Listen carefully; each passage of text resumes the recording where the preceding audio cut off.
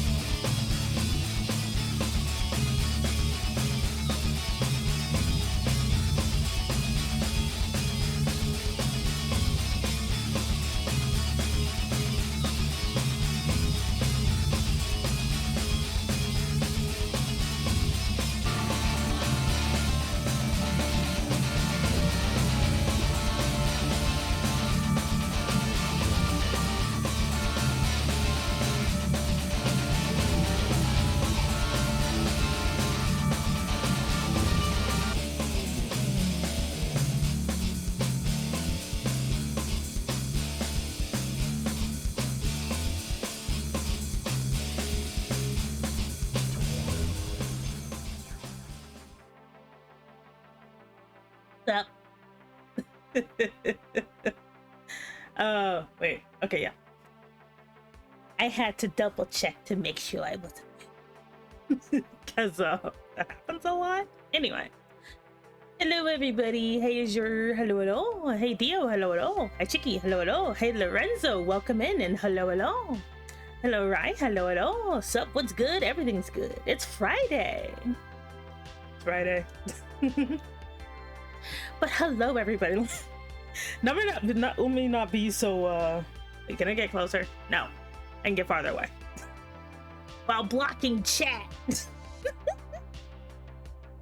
Let me not there. I was like, maybe let me not block chat today. But how art thou? How art thou? Some of you are, I'm pretty sure, are also, for those of you who don't know, like that one new guy, I am Semi Enigma. I'm an Elder Dragon Mom Boss. Nice to meet you. How to write. Hi Cass. I literally, Cass, I read that as I'm here to fight, and I'm like, bitch, I'm a body you. You just woke up? So did I. I lie. I woke up like 2 hours ago. It was kind of weird. Anyway. But I'm pretty sure some of y'all are sick of me talking about isekai nonsense. And I want to say I'm not going to stop talking about it because I'm obsessed again. Like, but Semi, you're supposed to be doing a comic. And guess what? I'm the worst type of creative to follow. Now that no fighting. I was like, right, hey. That's unfair. I'm forfeiting. Because I'm really passionate about, like, I'm passionate about comics, web comics, but I'm also passionate about isekai because I love the BS people get up to in there. I forgot how much I love Overlord. Not enough to read it, but enough to watch other people talk about it. But no, don't. Cass, I will throw you into the next county. Lovingly. But platonically. Anyway. Also made a new Semi meme. I'm scared.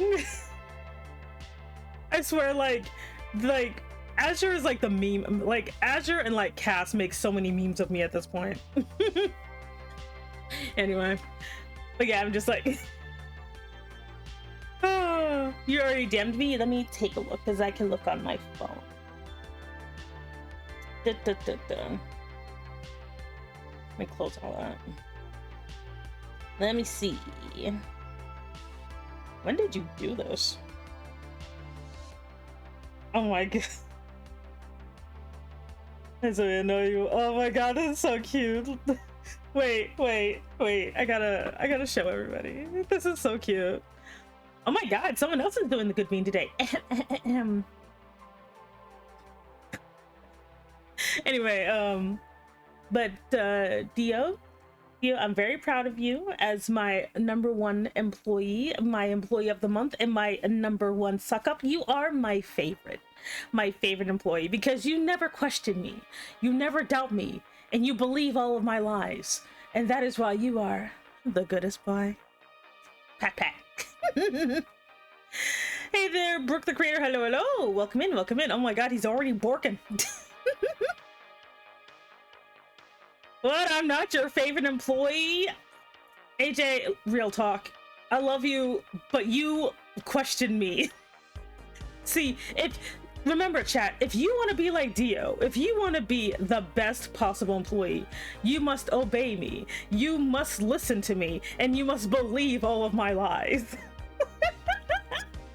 If you cannot do those things, how can you possibly be my best employee?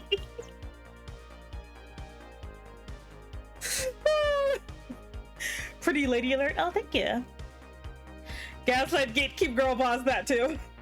You waste money on butter. See, AJ, that right there is why you can't be my favorite employee, because you question my decision. Oh shit, do I have to get another job? Yes. Don't worry. All you have to do is follow me. If you follow me, you work for me, and you get free healthcare and a free buttering every day. Hi Elliot, hello, hello. Hi Frenzy, hello, hello. Funny because I'm actually trying to write an Isekai story. I can help you. Butter's necessary. Am I at least your favorite assassin? No. Are you? Congratulations! Hello there, Brooke. Thank you so much for joining the organization. You can pick up your badge at the front desk. Don't ask any questions. If you hear about a random phantom noise in the break room, it's a lie. Anyway. Yeah, AJ, you can be my favorite assassin, sure. Also, don't bonk me. Also, hello, hello. Welcome in, welcome in. Nope. Stop hitting me with the hammer. Anyway, I'm trying to get this meme that, that Azure made for me. Stop distracting me. And we gotta get it. We gotta get it. It was cute. Let's see. I'm gonna save it right here. Okay, I'm gonna. No, I gotta at least be a little organized about this. Do I not? I have a meme folder. Where did I put it? Not there. Gosh darn it. Give me a minute. I'm trying to at least be a little organized this year. Here we go. Memes. I'm gonna put it in there. Okay. We can bring up the meme. Okay. And after that, we'll talk about Isekai nonsense. Oh god, I just saved it. Where did I put it? What? Oh wait, let me scale this down. Look at him! Look at Azure! Look how cute he is! Anyway. Hit the screen. There you go! He's like, I know that you want to help me find someone to love me, but I do not approve of your idea. This is most certainly not what I want. I like how you took like that one picture of me just being like, bitch. I'm not giving you what you want, I'm giving you what you need. You are getting a mom-coded harem and you're gonna like it. Not gonna lie, this is something I would actually do. I have interdimensional isekaiing powers. I can totally just legitly just get a bunch of mom-coded sexy ladies and be like, Azure, you're gonna take these women and like it. He's like, but Sammy, I don't want it. I'm like, you're gonna do it. Oh my god. Oh god, I gotta catch up with chat. Should do meme reviews. I probably should. Also, hey there, Madman Hatter the Second. Welcome in, welcome in. My name is Semi Enigma. I'm an Ultra Dragon Mom Boss. Thank you so much for joining the organization. You can pick up your badge at the front desk. Anyway. Why is my badge covered in syrup? Don't worry about it. Yeah, there is a Semi theme. I gotta go through there and I do collect all the memes, but like I'm probably gonna review them on my anniversary. Certified cutie, exact. Yo, that is actually awesome. By the way, how many pounces am I allowed? 2. You get 2. Since I was on hiatus, for now you get 2. Wait, is that the mom from the 2-hit multi-target isekai? Yeah, I kidnapped her. Don't worry about it. she met the booba limit. Anyway, mom coded her on my list. You're getting smacks with me. But Semi, I don't know how to handle women. I can only attract Azure. That's why you don't have to worry. These are mature women. They'll take care of you. You don't have to do anything. They'll even cook for you. I'm weak as shit, damn. Think of it, head pats and skin scratches. Skin scratches, oh god. Chin scratches, jeez. Anyway. Oh lord. Wait, what even is your corporate ladder? Don't worry about it. We are here to talk about isekai nonsense. Now, as we went over last time, chat, we went over how to construct your harem and what type of harem flavor it is, preferably blueberry. So now we will talk about world building and making your overpowered protagonists. Wait, what's broken? What's broken? Who's broken? What's broken? I don't want my skin scratches again. Mods, I forgot my pen. Can I borrow yours? Damn, she brought a script. I did. Hey there, skeletons. Hello. Look, as a vaguely renowned creator of fiction and totally not bullshit, I can teach you to be proper isekai writers. You don't want to be called slop. The corporate ladder is broken. Yeah, it's literally just like, remember, if you want to go up in this company, you just have to basically just, you know, do some nepotism. Remember, the more I like you, the more likely you are to get authority. That's literally the only reason Azure is here. He just walked in and I'm like, okay, you get to be the pet on the desk. Have you whatever is in my pocket? Wait, I have an idea. Where did I put it? Because you know what? I haven't done it in a while. Here we go. Here you go. Here's your first buttering of the day. Here you go. Butter, butter, butter, butter, butter, butter, butter, butter, butter, butter, butter, butter. You don't need to trade me. Just accept this glorious buttering. Just accept this glorious buttering, my beautiful chat. Get nice and coated. Butter, butter, butter, butter, butter, butter, butter, butter. And yes, this is just a photo of butter. A photo of a block of butter, probably like, I don't know, a weird Irish. All I asked was a borrow pen. Well, that is your mistake, you fool. Butter, butter, butter. Ah, yes, a nicely buttered chat. That's not intended. Perfect. You missed someone. Oh, right, I missed you. Come here. Come here. Let me get you buttered. There you go. Yeah, nice and buttered. There we go. There you go. Get you nice and buttered too. Oh god. Like, not the transparent PNG stock. I can't. Oh, you ask for a pen, you get buttered. I can't. Bleh, oily, you'll be fine. It's good for your bones. Good luck walking out. We don't walk here, we slide. Now I got sticky fingers and I smell like butter. It's for the greater good. It's for your own good, honey. But yeah, we will continue my weird, what do you call that thing when you're just really obsessed with something but you're not actually autistic? I don't know. Because contrary to popular belief, I'm not. I think I'm just adjacent or something. Anyway. Gotta go up the sun and into the popcorn. And for so we can use can't believe it's not.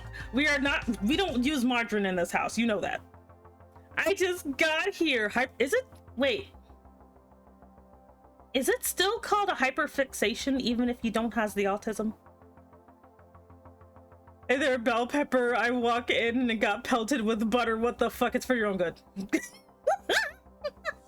Okay.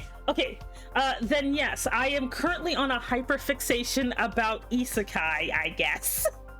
I thought it was one of those things you can't, like, I definitely did think it was like one of those things you couldn't use that word unless you were like some type of neurodivergent, which I'm not any type of neurodivergent. Now, I know I seem like I am, and I refuse to go to the doctor, but I'm pretty sure I'm not.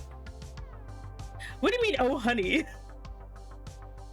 Water and popcorn don't mix, but they can if you have a blender. Can't believe it's not Isekai. Isekai shot. I'm autistic AF, say whatever you want. Thank you, Skeleton, for being the representative of all autistic people.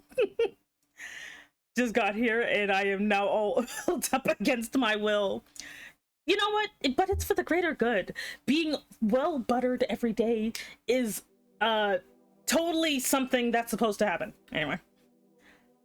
Boss, it's not a slur, it's a technical term. Well, I know it's not a slur, but like also thank you very much for joining the organization. You can pick up your badge at the front desk. I know it's not a slur, but it's like, you know how some people get really uppity if you use like a certain, like, I remember somebody yelled at me because I called like somebody what was it,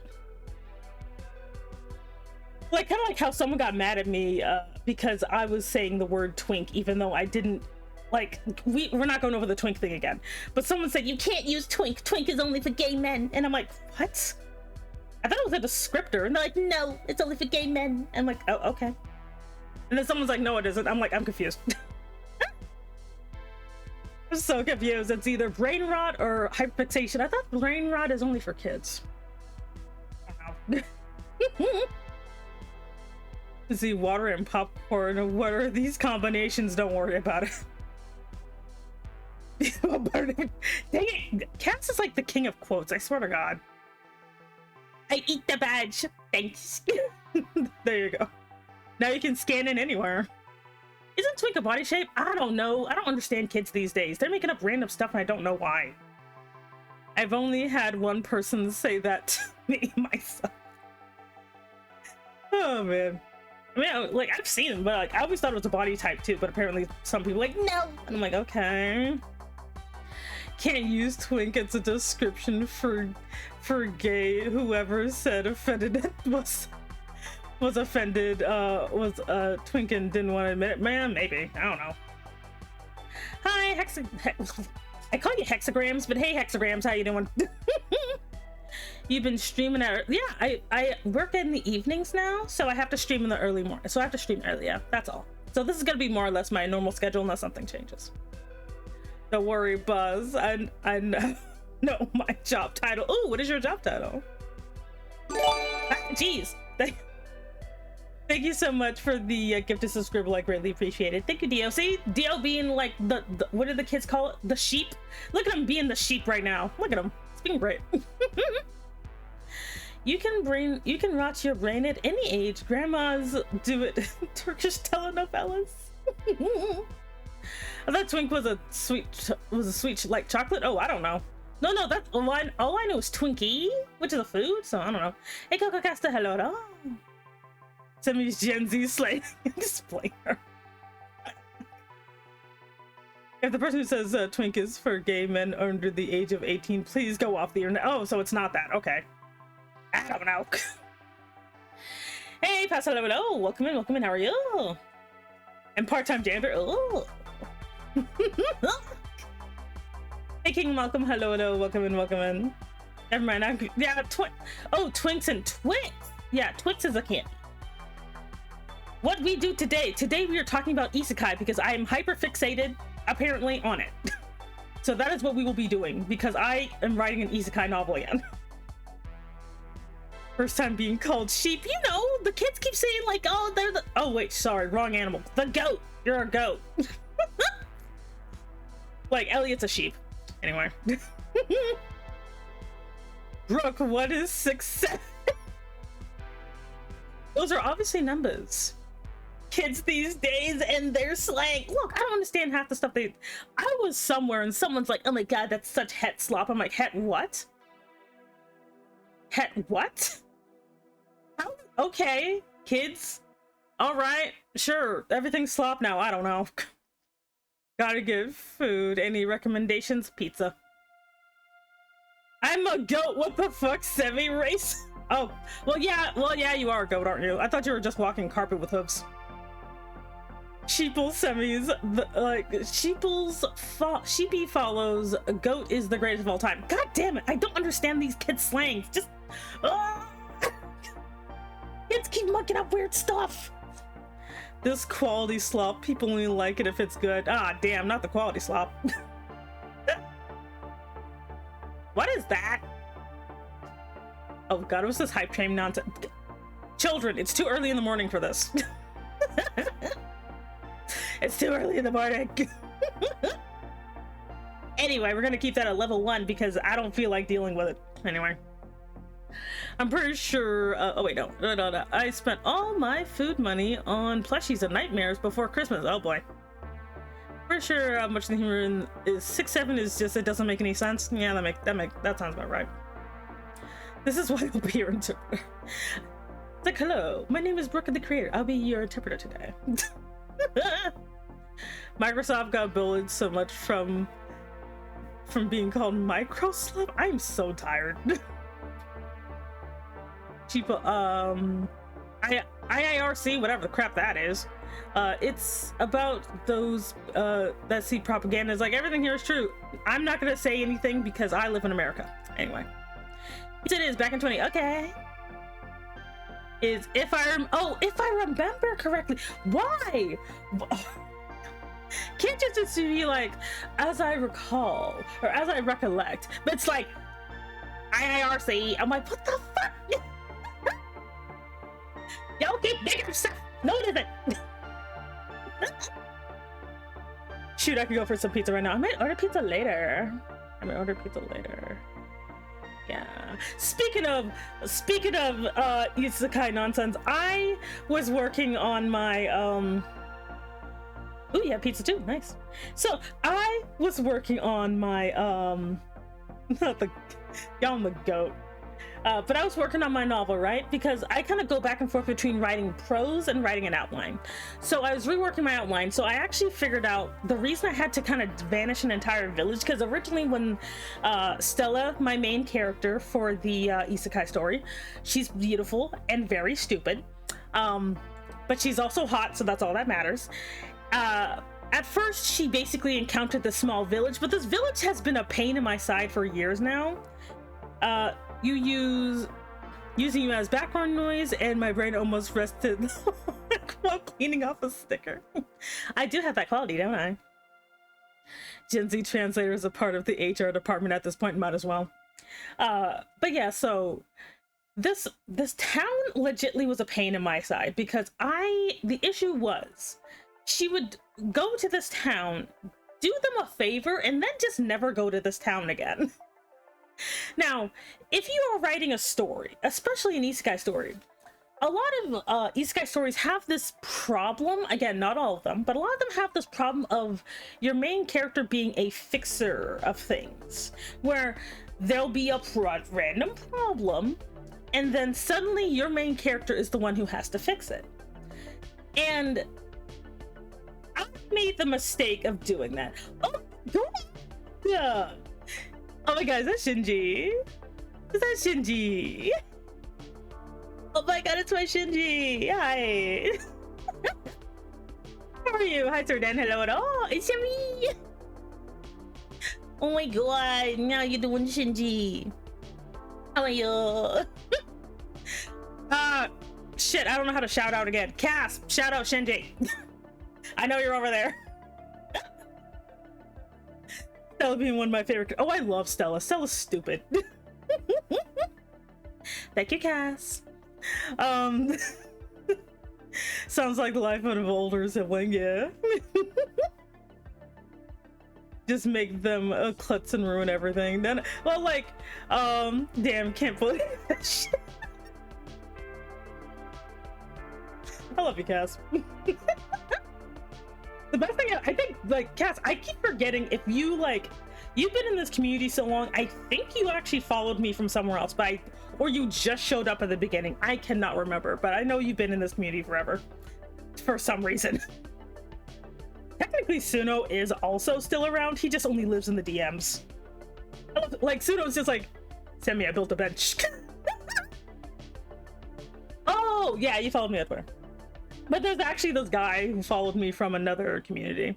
His name is Suno. He doesn't show up very often, but he's like, what do you call those little plush dolls? God damn it, the little Japanese ones, like Fumo. Suno, yeah, Suno is a Fumo. He's a little, I think he's like a little Greek soldier Fumo. He's a little menace, but he actually followed me from somewhere, so I think he's technically the person who's been in my community the longest. But yeah, he likes to like tell me when he's building things. He's very adorable. He made a guitar out of wood. Anyway, back to Isekai nonsense. But yes, you're Shinji, you're my Shinji, because I said so. Anyway.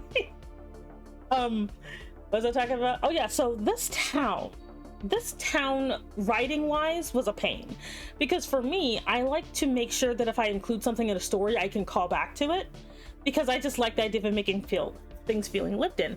And this freaking village legitly like was mentioned once and then it was mentioned twice and then never again.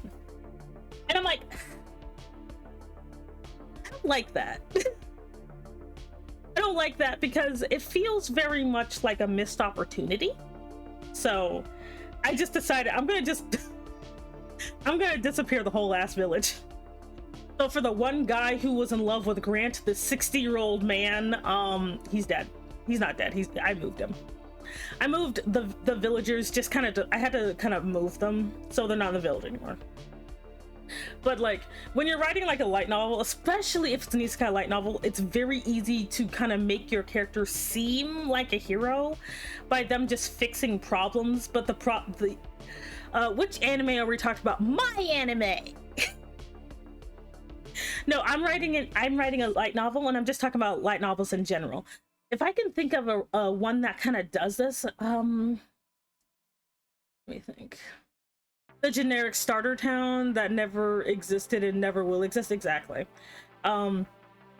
Like, and again, good authors will make sure that these little towns actually do get used. Like, I know Overlord seemed like they were doing that, but that town became actually kind of important in Overlord.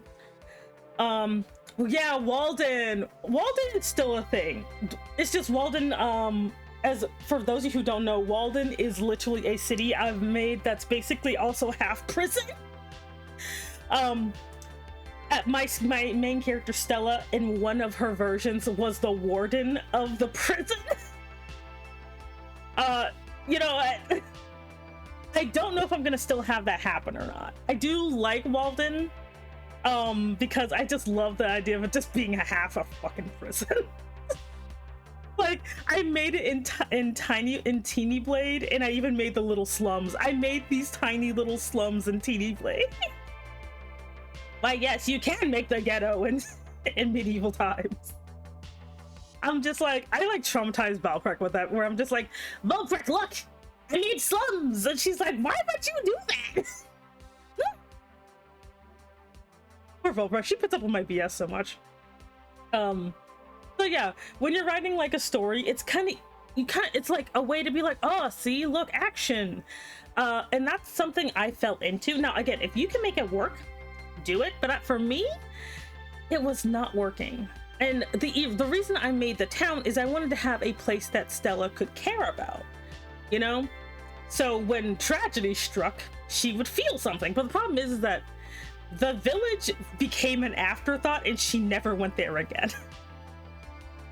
Because there was way more interesting things out there, including just outfits. The time is 30 minutes. Okay, time to start drawing. You're like, Semi, what are you gonna draw today? I'm gonna just sketch characters from this isekai nonsense, so I don't just have just the 3 pictures. So we're gonna switch over in a minute. Okay. Where I will continue to rant about isekai tropes. Be like, what's your favorite isekai trope? Okay. Wait, no, I don't want to switch yet. Ah, shit. Wait. Here, come back. This isn't Scuff. Shut up. Okay. It's like, it's not Scuff. You're Scuff. All right. Oh god, I still have the thing from the last time, the freaking god toe situation. Not the god toe. Arigato. Okay. Let's go on over here. Okay. Not Isekai for the god toe. We're not talking about the feet thing anymore. Though that was very funny. That was very funny. It was super funny. Okay, so we're gonna just I'm just gonna be sketching. I'm probably not gonna do anything to finish because it's been really hard to finish any art this week just because I had issues with my car, my mom. That was fun. Like, for those of you who don't know, I like to I actually do talk to my parents, and like, and no, my mom will never come on stream because she would be a nightmare.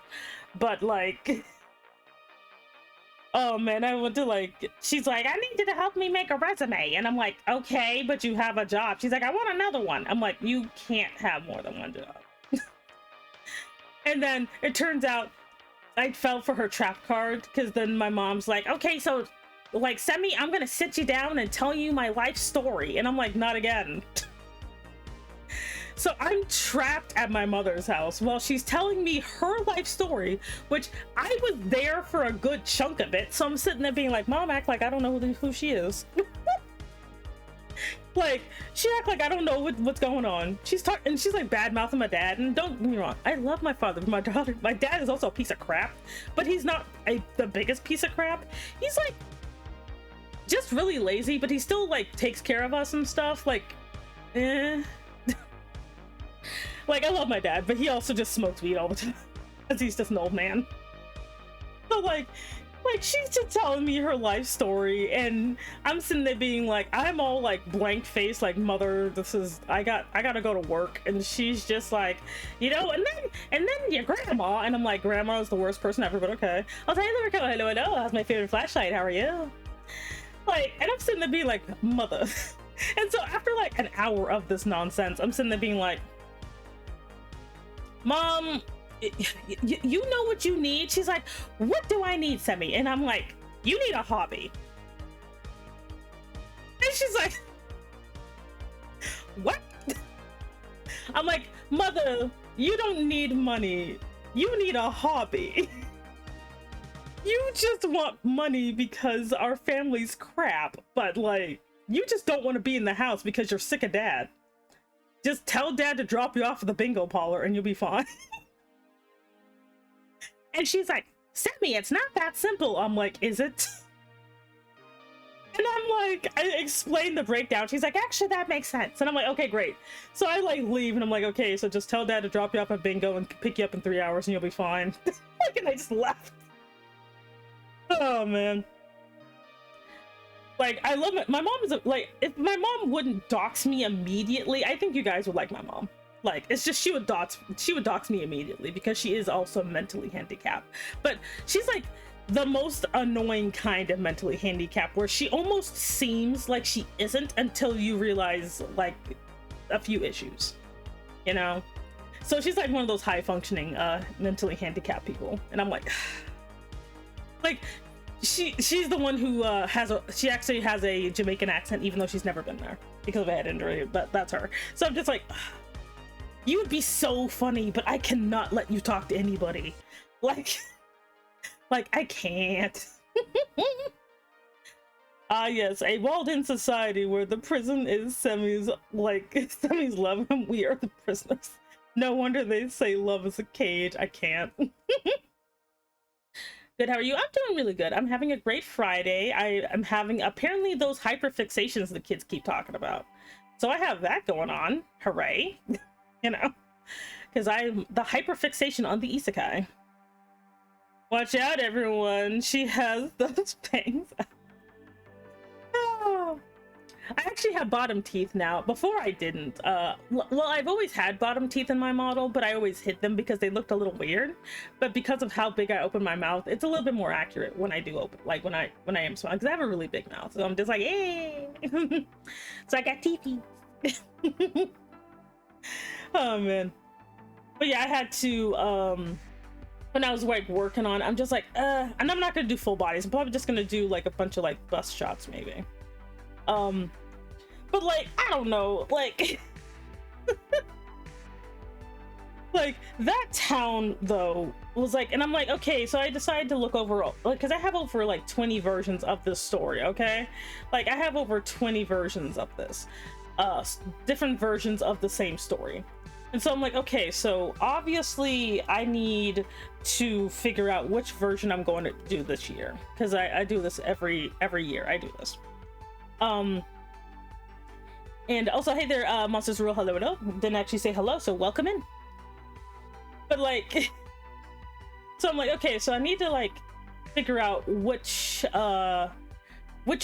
versions I'm gonna do, because again, there's a ton of different versions. So I decided like to kind of pick and choose the versions I like the most. Though the funny thing, there's always like these very specific constants. Like again, Stella being Isekai, Leo being a nightmare. Toby is not in every version, but I like Toby so much I always like to include him because he's just so cute. Also, I do like that he's a big brother now. He wasn't a big brother before, but now he's a big brother. I'd be like, sorry, did you have kids? Not really. And also figuring out Stella's power set.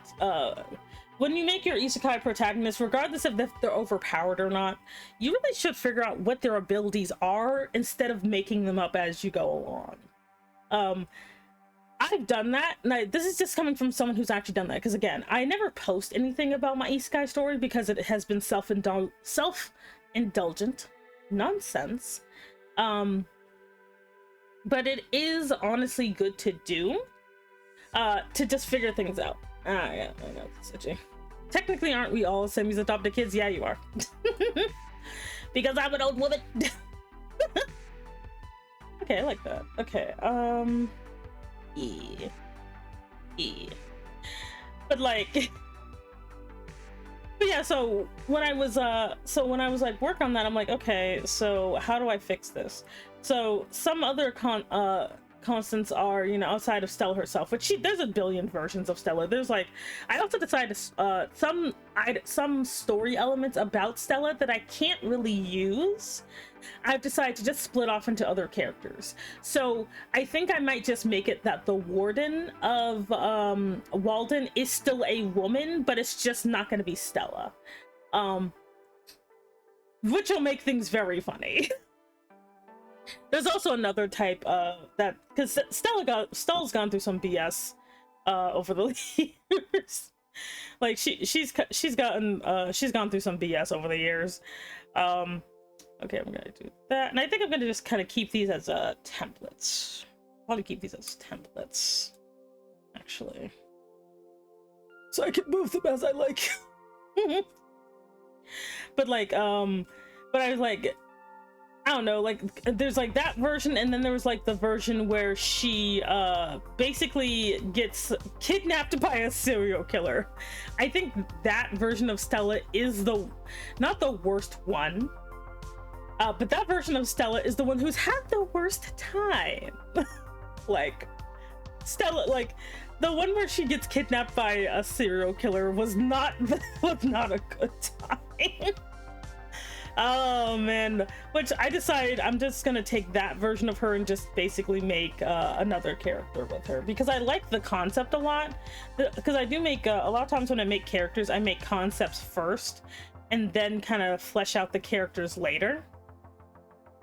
That's actually what I tend to do, so that's why I have so many characters, but I don't always have a place to put them. Like, as you can see, you know, when I was talking about Leo, who is a demonic butler, he is literally if Sebastian from Black Butler and Demiurge from Overlord had a weird crazy man baby. So that is basically what he is. Okay, yeah, that works. Let's make you a bit bigger. And I will just use these two as templates. That'll work. So that way, because I'm gonna just be doing a bunch of like busts, and this way I can actually do it pretty quickly without having to like sketch them over and over again. There we go. So the Yeah, there we go. So I decided, okay, so, and Sebastian always being inside. Look, I unironically love Sebastian, okay? Is it the toe god owner? No, that was a joke. We can't make that guy canon, he's too powerful. Like, basically, I think I like the idea of Sebastian more than Sebastian himself. Even though every freaking couple of weeks, I guess because the manga has become relevant again. I don't know, I refuse to read any more of the manga, even though I own like 20 volumes of the nonsense. But like, I don't know. I'm guessing the manga's popping off or whatever, because like every couple of weeks I keep seeing new Sebastian nonsense and it keeps triggering me because I'm like, ah, God, I keep forgetting I'm in love with you. But I like the type of, I really do think I just like the type of character that Sebastian is more than Sebastian himself. Because like Sebastian like is great, and I like that he like, but he could be crazier. Like he could be crazier. I think he's kind of limited by the fact that he has to be like basically the fact that I think that Sebastian is limited because the character he's attached to is a fundamentally worse character. And that's why I kind of fell off, because if I liked CL, I think I would have liked Black Butler. But I don't like CL. I don't care if he gets better later or whatever. Hey, Polka, hello. You know, we're gonna draw Alice next. Soup. Yeah, I think we're gonna go ahead and draw Alice because I haven't drawn him ever. So I should probably draw this man. Valis is a character who he isn't as old as the other characters concept-wise, but he's been around for a while. Mainly, I liked his name. I like the name Valis so much. Because it's literally just, I don't know, something for Valley, which is where his town is located. It's a city. It's not a town. It's a city. There's a difference. But basically, like, as a character, he's kind of been around for a while. Hope you're doing well. I'm doing great, actually. I'm doing really good. I'm thinking about Isekai nonsense, and I'm just having a time. There we go. Because guidelines are good. Yes. Okay. There we go. But basically, he's one thing I decided in my setting is that because like there's two big changes from my previous versions. One of them is the fact that I decided to not make this a collectathon of beautiful men. Like, look, I said self-indulgent. So when I originally made this a story, which if you want to know what the story is called, I've been calling it Isekai no Stella, but if for English it's just in another world with Stella. That's all it means, though the abbreviation is INS, so that's also why I call it Isekai nonsense with Stella. So either way, it has a terrible name. Yeah. I think you have like the more, I think he has like the more down shape here. There we go. This is also gonna just me figuring out concepts for what some characters look like, because some characters I'm not sure what they look like and I gotta sketch it out. What was that? Oh god, what was I talking about? What was I talking about? What was I talking about? What was I talking about? I was talking about something. I know it was like Isekai nonsense, but what was I talking about before that? What was I talking about? Okay. Oh god. What was I talking about? It was okay, so I know it's like who am I okay, Stella. So Stella is no longer a serial hoe where she was just going around collecting beautiful men. Like, as funny as that is, like, again, I do make fun of the harem thing, but like she actually was just she shows up, does like two things, and a man falls in love with her, you know, because she's a Mary Sue. That's how they work. But I decided, okay, no, I'm gonna actually give these guys some character and not just have them be beautiful men that fall in love with her for being 2 feet away from them. So I decided, okay, so I'm gonna actually make some guys with some like personality. You know. And imagine being collected by Stella was great. She would just be like, look, you're kind of hot, so yeah, let's go. She was something.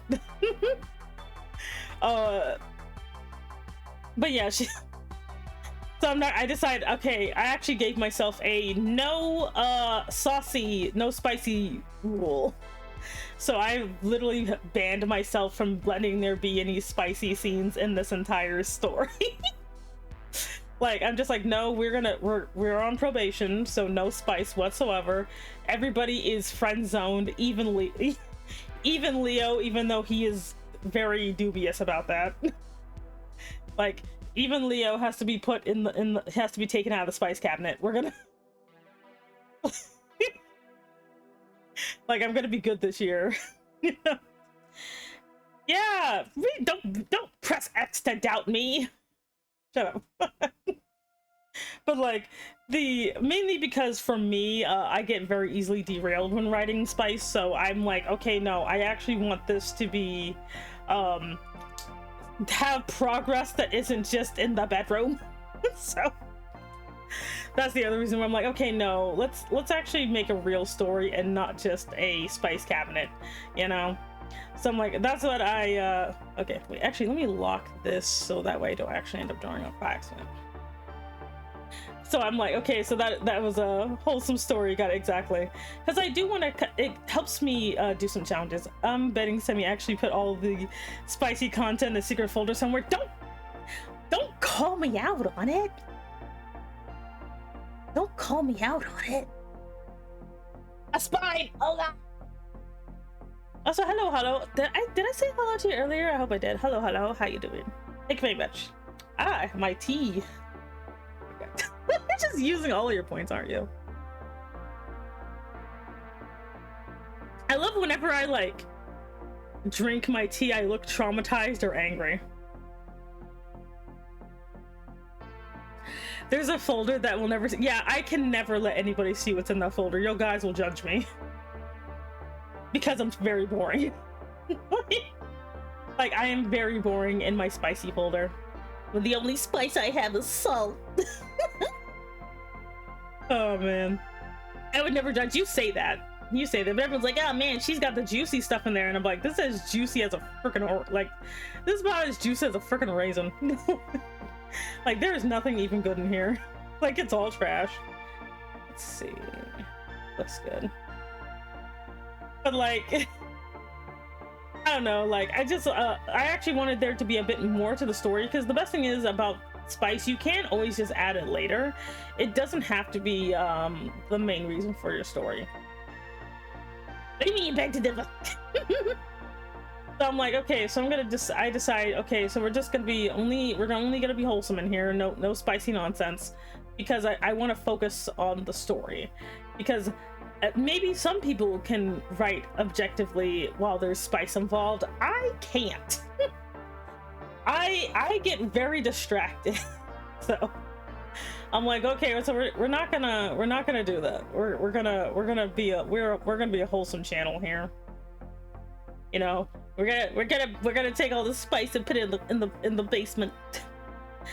And so as a result, it's actually been very funny because there's still tension. There's still tension because there's the characters who are horny and the characters who are not.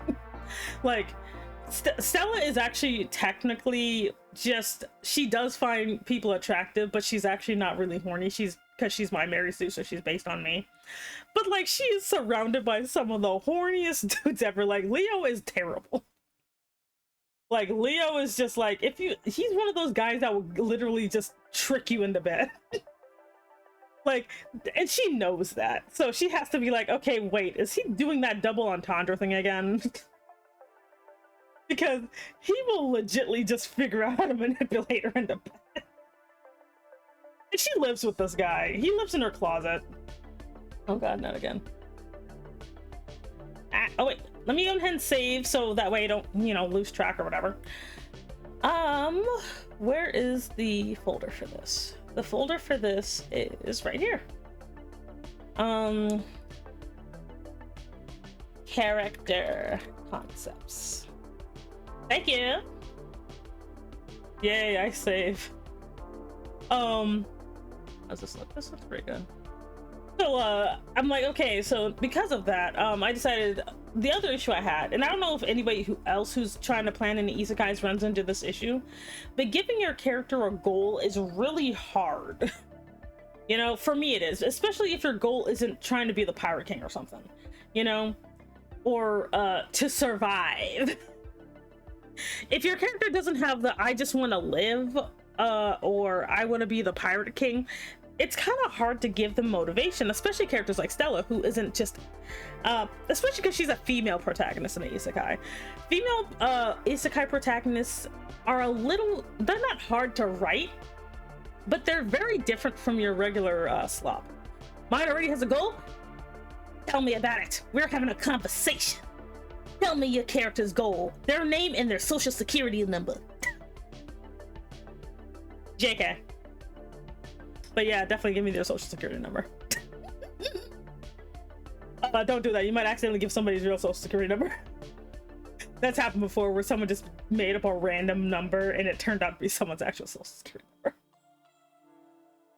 Isekai used to be what they wanted, that they wanted to go back home. Nowadays it's hard to tell. Well, most of the time, because honestly, and I'm perfectly fine with that transition of not wanting to go home, because nowadays home is not fun, home is not good.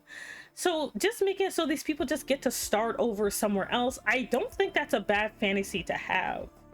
The issue tends to come with people trying to force fantasy into reality versus just letting reality just be what it is.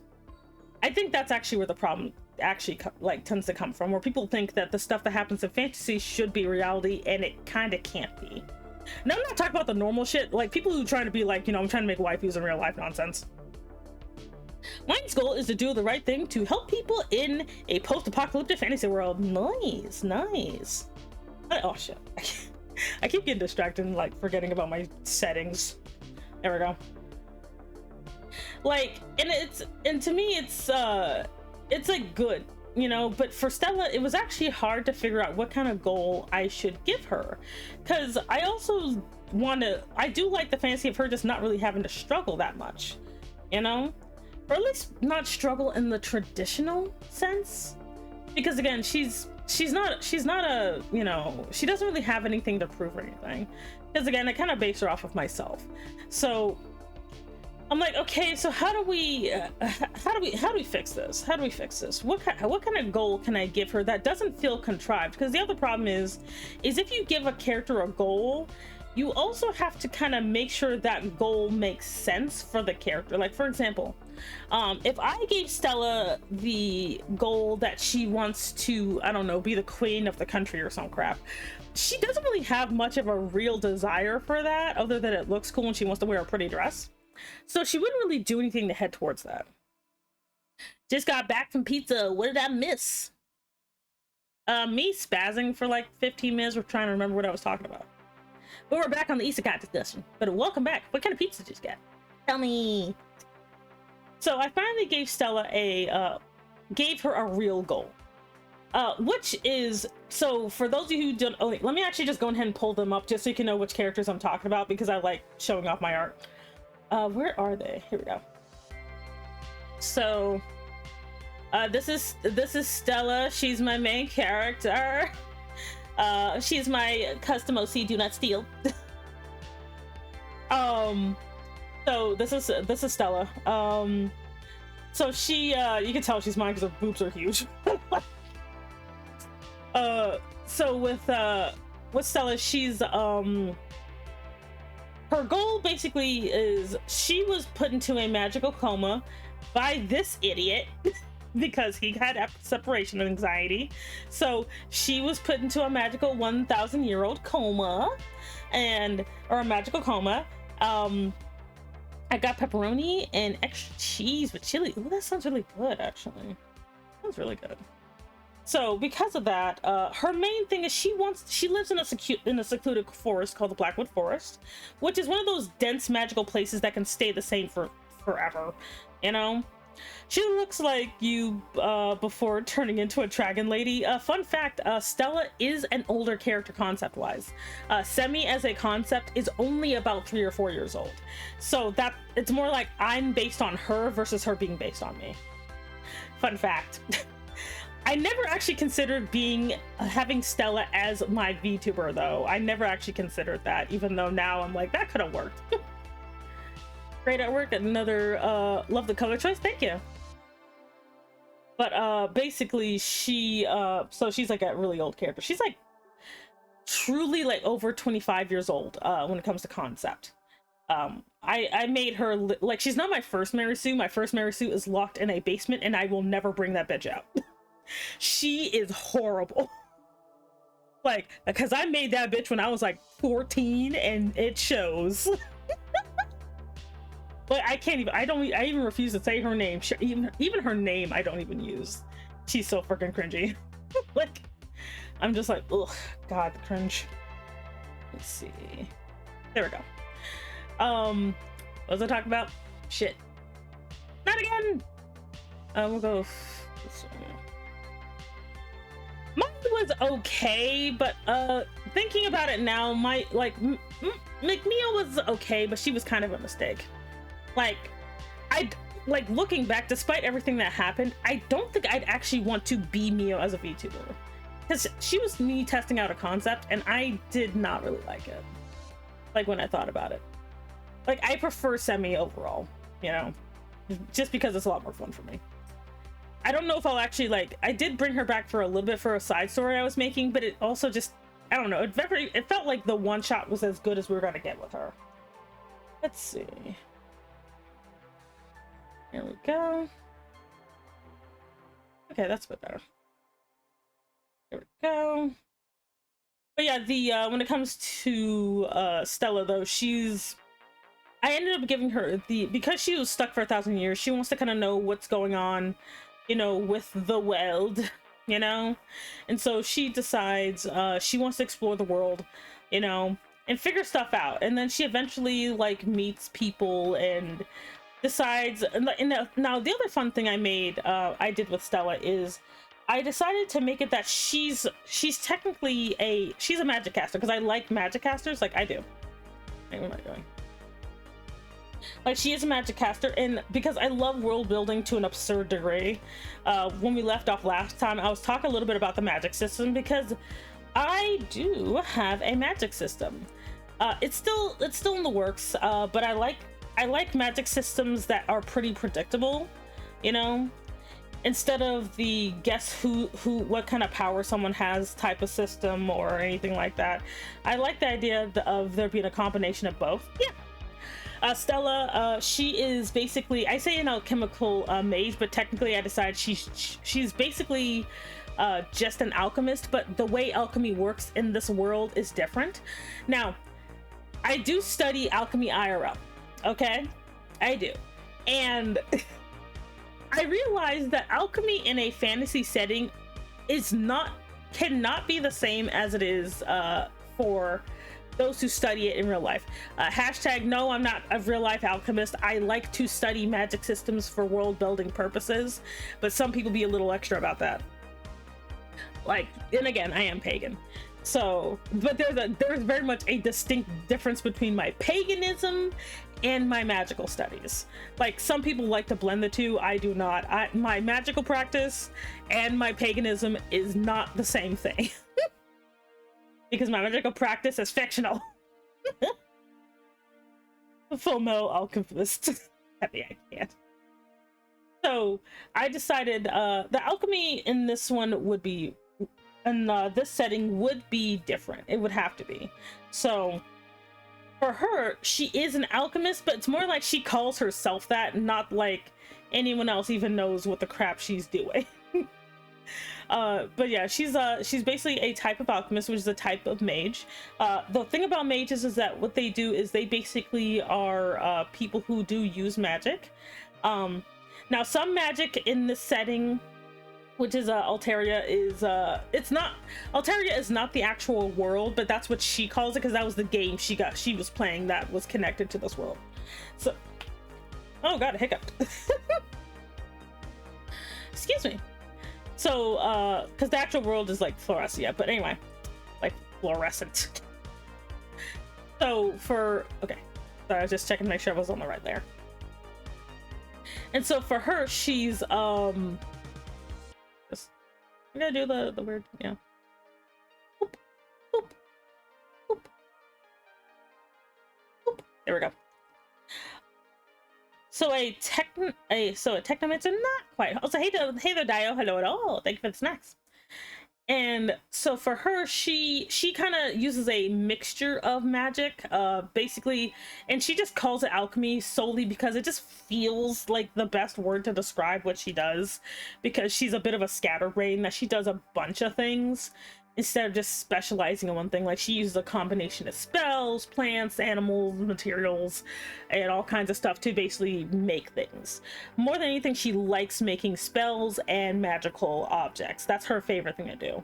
That's why she's really good at making homunculi, because she has a bunch of years of practice just combining random BS. So let's see, checking. Okay. So she's basically, so she calls herself an alchemist, but everyone else just thinks she's a mage. She's also technically a witch because she has, you know, this idiot, but witches are bad. Witches are bad in the sense that they have bad propaganda. You got the propaganda. I'm gonna put this on a different layer because I don't know which hairstyle I want him to have. For those who are wondering, this is Valis. Valis is basically one of her last friends. She didn't have that many friends when she was a player, but she did make Valis friends with Valis like near the end, when the game was quote unquote ending. So she basically made friends with Valis, but Valis is an idiot. Like, he kind of dumb. He almost got tricked into doing some crime, you know, because he thought he was helping. Like, he almost did a bit of a crime, you know, because you need to keep this man away from Leo at all times, because Leo almost got him to do crime. Valis, is this game Knuckles? Is Knuckles a himbo? I don't know. I always thought he was kind of smart. But he's like, OG Valis was a pretty heroic guy. I forgot if this is actually the right angle. Knuckles be dumb, then yeah, he's the Knuckles. Do you have other races besides humans in your fantasy world? Oh, I have a ton. When it comes to races, I'm a fan of, I don't list every race. That leaves me some flexibility, but the big races are humans. Now let's see. Hello, I'm Tarsem. Hello, welcome in. How are you? I might end up just calling you by your screen name, not gonna lie, because it's gonna show up and I have a memory issue. So, but nice to see you. Hello. Welcome in. Oh god, what was I talking about? Oh, races. So the big races in this are, you know, humans. Humans are not the largest race, but they seem like they are because there's two other races that seem human. Are you money hungry gold digger? Honey, you need help. Who says that? Be like, you're gold digger. Anyway, Knuckles in the main series is not dumb. A Boom version, though, yes. But somehow he makes good points about feminism. Like, Valis is just, he's the resident himbo, honestly. That's the easiest way to put it. He is the resident himbo. Like, he is oh shit, wait, I'm on the wrong layer. Wait. My nostril. I'm gonna sneeze. Okay, there we go. Hair. Yes. Anyway, Valis is stupid. He is.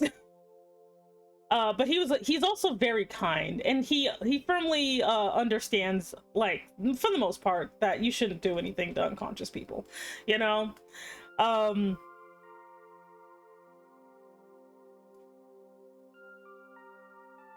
Okay, you're just weird, so we're just gonna do that. Anyway, think about what you've done and try to talk like a normal person. For the most part, don't worry about it. I swear, kids these days trying to be edgy and for no reason. Anyway, but like, he's Knuckles in Sonic 3 is tricked into fighting Sonic by Robotnik, only in the second to last zone, he realizes that it's actually Eggman that is lying. Ah, I see. Like with him, he's just a nice guy and he's just socially awkward. Like that's it. He's just a socially awkward muffin man, you know. But he also has a sense of justice. In there, when it was originally a game, he also gets isekai. This guy got isekai, by the way. Or I do the you look like exactly like your ancestor, so I don't have to create a different character design issue. So he just looks like his ancestor. But Valis and his ancestor basically they were good guys, you know. It's just they were kind of stupid. You know, but like OG Valis had like he had a one-sided crush on Stella, you know, which she did not know about because again she was unconscious. So by the time he kind of, you know, he got isekai'd and realized, you know, he's in love with her, you know, he's like, oh wow, I think I actually do love you more than a friend, but you're unconscious, so I can't tell you. You know, I feel kind of bad about that. like he feels kind of bad about it. That he's just like, oh wait, I can't. He's like, I think I might be in love with her, and then he's like alone with like not alone with, but he's like just with like, you know, Leo and Toby basically being like, you know, it's okay, like, you know, it's okay to be in love with her, just wait till she wakes up. And like Leo's just like, it's okay, you can love her now. Because Leo's just kind of like, Leo's calculation is, wait, he is a good looking man. So, and Stella likes good looking men, therefore it is okay. And like Toby's like, wait, no, that's not how this works. Because okay, I think for Dynamite stretch, I don't know, my spine's doing anything. Not even drink my tea.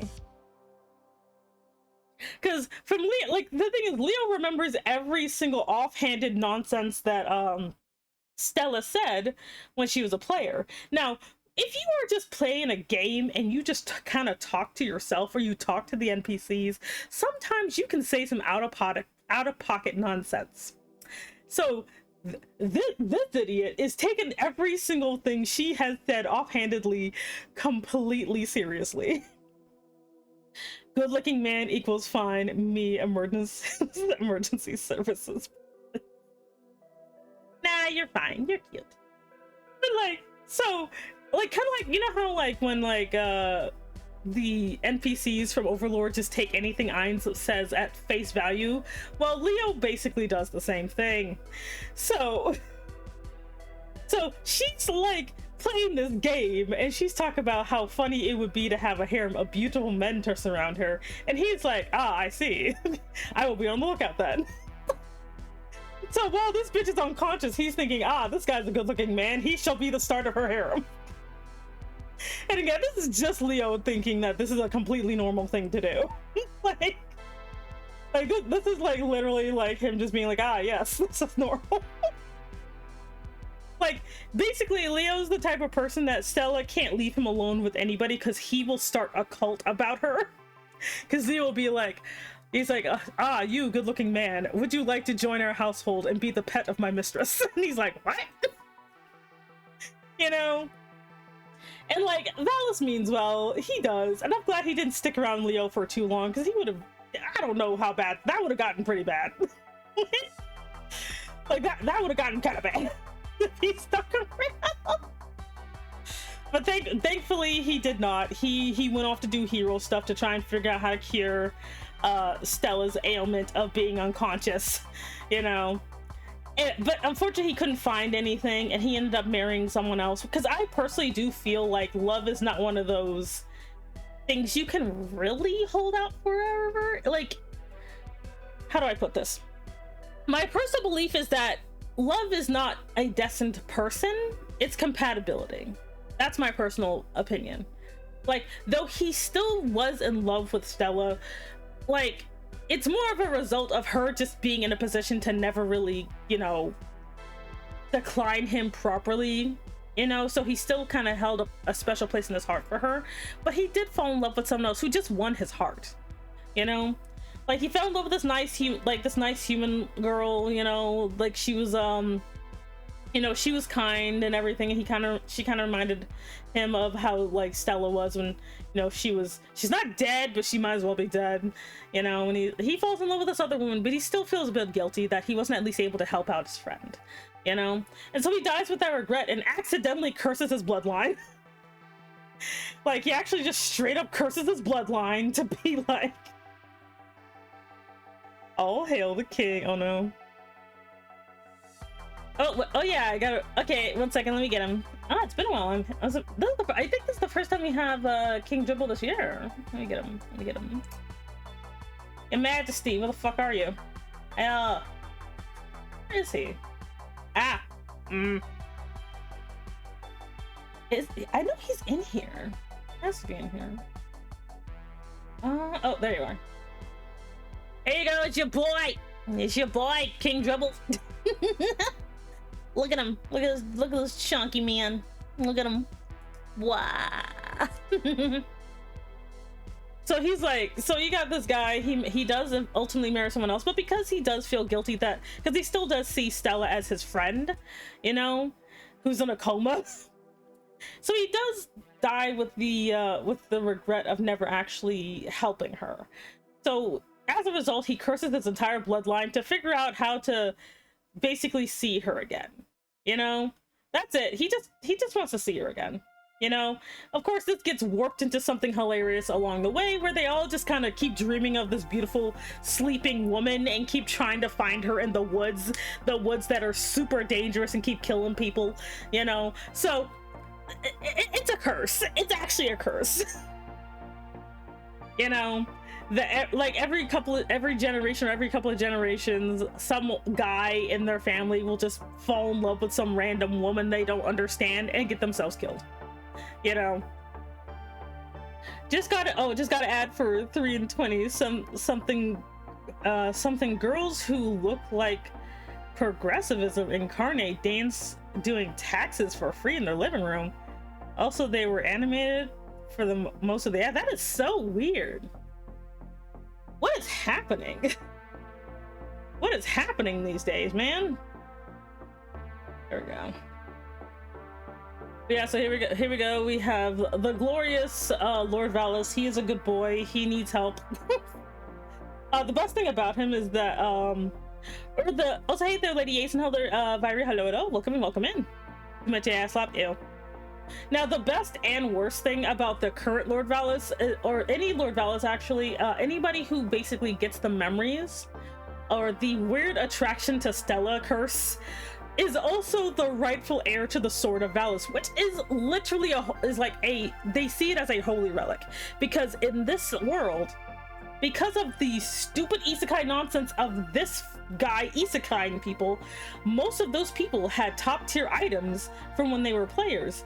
These things cause some serious damage, and so Valis, being a player at one point, had such an item, and so it's basically this magical sword that's best for slaying monsters and stuff. It's a high level sword because he was a top level when he got isekai.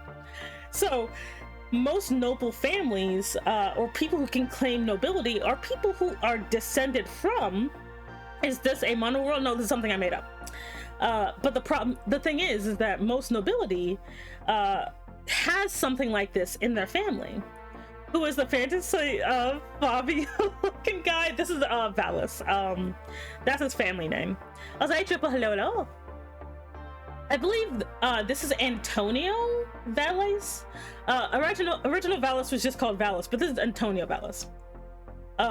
Yeah, but I meant it's manhwa coded. Oh, okay.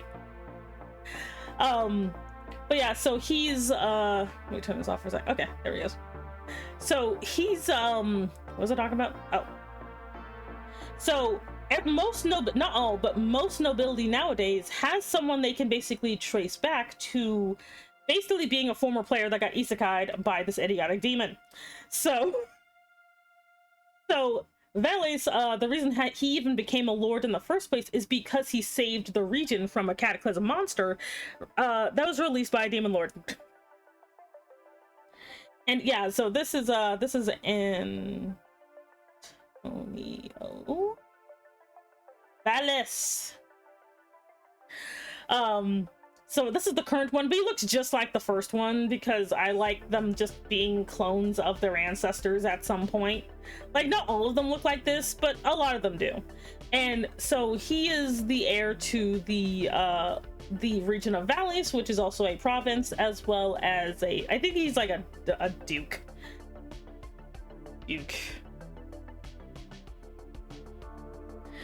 Which in this world, being a duke doesn't necessarily mean you're in line for the throne, but you're basically at a really high, you're basically, a duke and duchess is kind of as high as you can get if your family has a legendary item from one of the heroes. It's Valais with 2 L's. He makes me think of those pirate captains and romance novels. He do kind of look like that. It's because he's dressed down. He tends to, he actually would wear much more fancy. Yeah, but this is like just kind of like something, I don't know, something he sleeps in. But look, but he has kind eyes because he's a good boy. He's a good boy. You know, he's a good knight.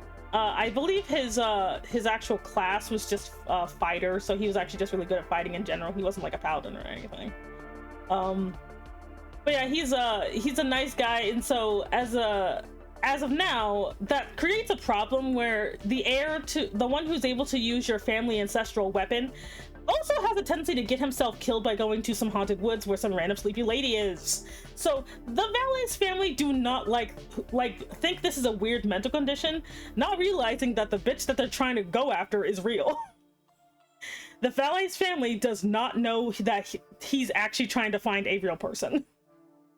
Although I can't make the joke, he's a typo of valid, not the valid.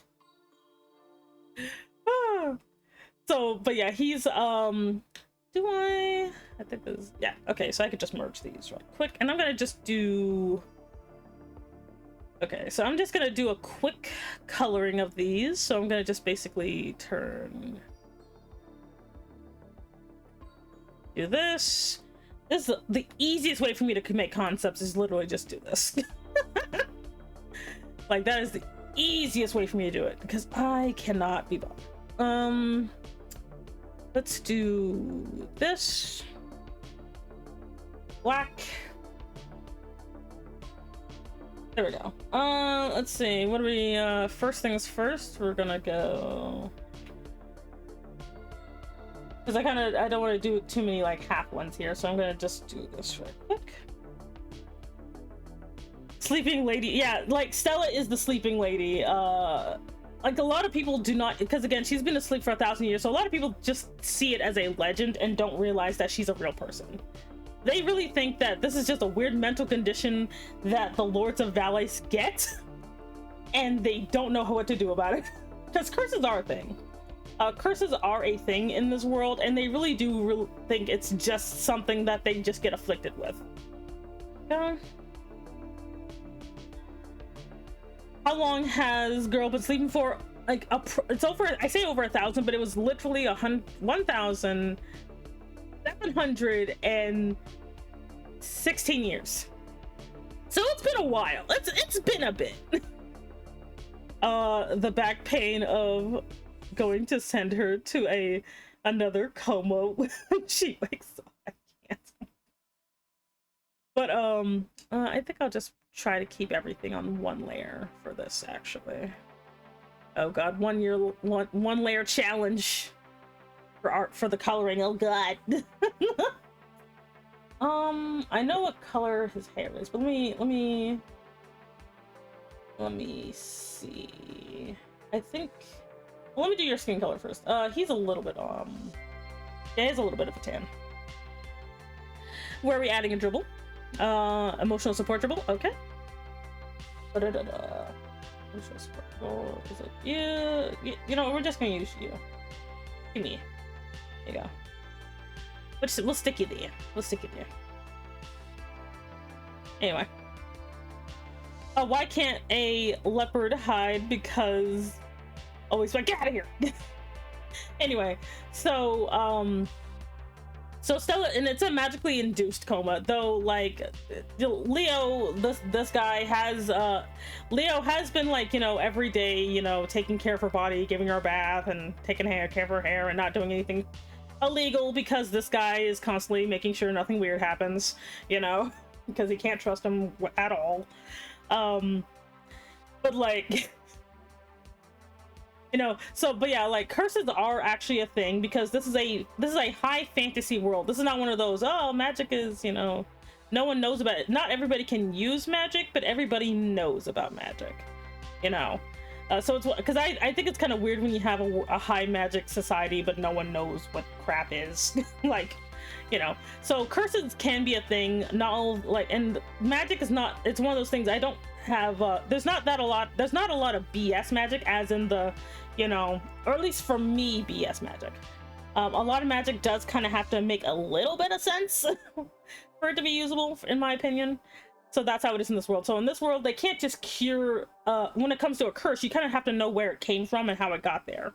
Because most people actually do not know the nature or why this family curse is even a thing, that they can't really break it. So Stella is just Sleeping Beauty if she learned magic. Honestly, yes, she is a little bit, she is Sleeping Beauty coded, because I unironically think Sleeping Beauty is funny. It's like My Hero Academia quirks are well known, but not everyone can use it. Yeah, pretty much. So, but magic is something, like, depending on what kind of magic it is, because there's different kinds. There's some people are born with elemental magic. That is the most common type. But not everybody has the capacity for magic, because magic is a type of energy that your body creates. And so not everybody kind of has the ability to use it. Hence why magical tools are kind of how most people encounter magic most of the time. Since most magic users tend to either be nobles or people who are a part of a magical guild. Okay. Yeah, I think it's a bit on the tanner side. Like, tan? That doesn't look tan at all. Look here, almond people. This is a slight tan. But yeah, so and most nobles can use it solely because they are descended from people who are former players of this game, and most players, unless specified, could use magic. Okay, let me just straighten this out a little bit. There we go. Okay. And here we go.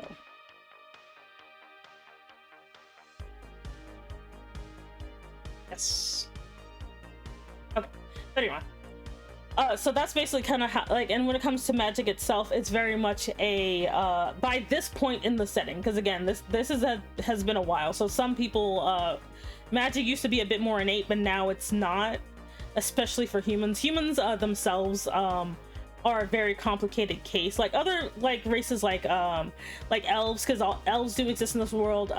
Elves are by default, they basically look like I've actually shown elves before, but elves are inherently magical, so they don't really have this problem as humans do. Some other races, such as the beastkin,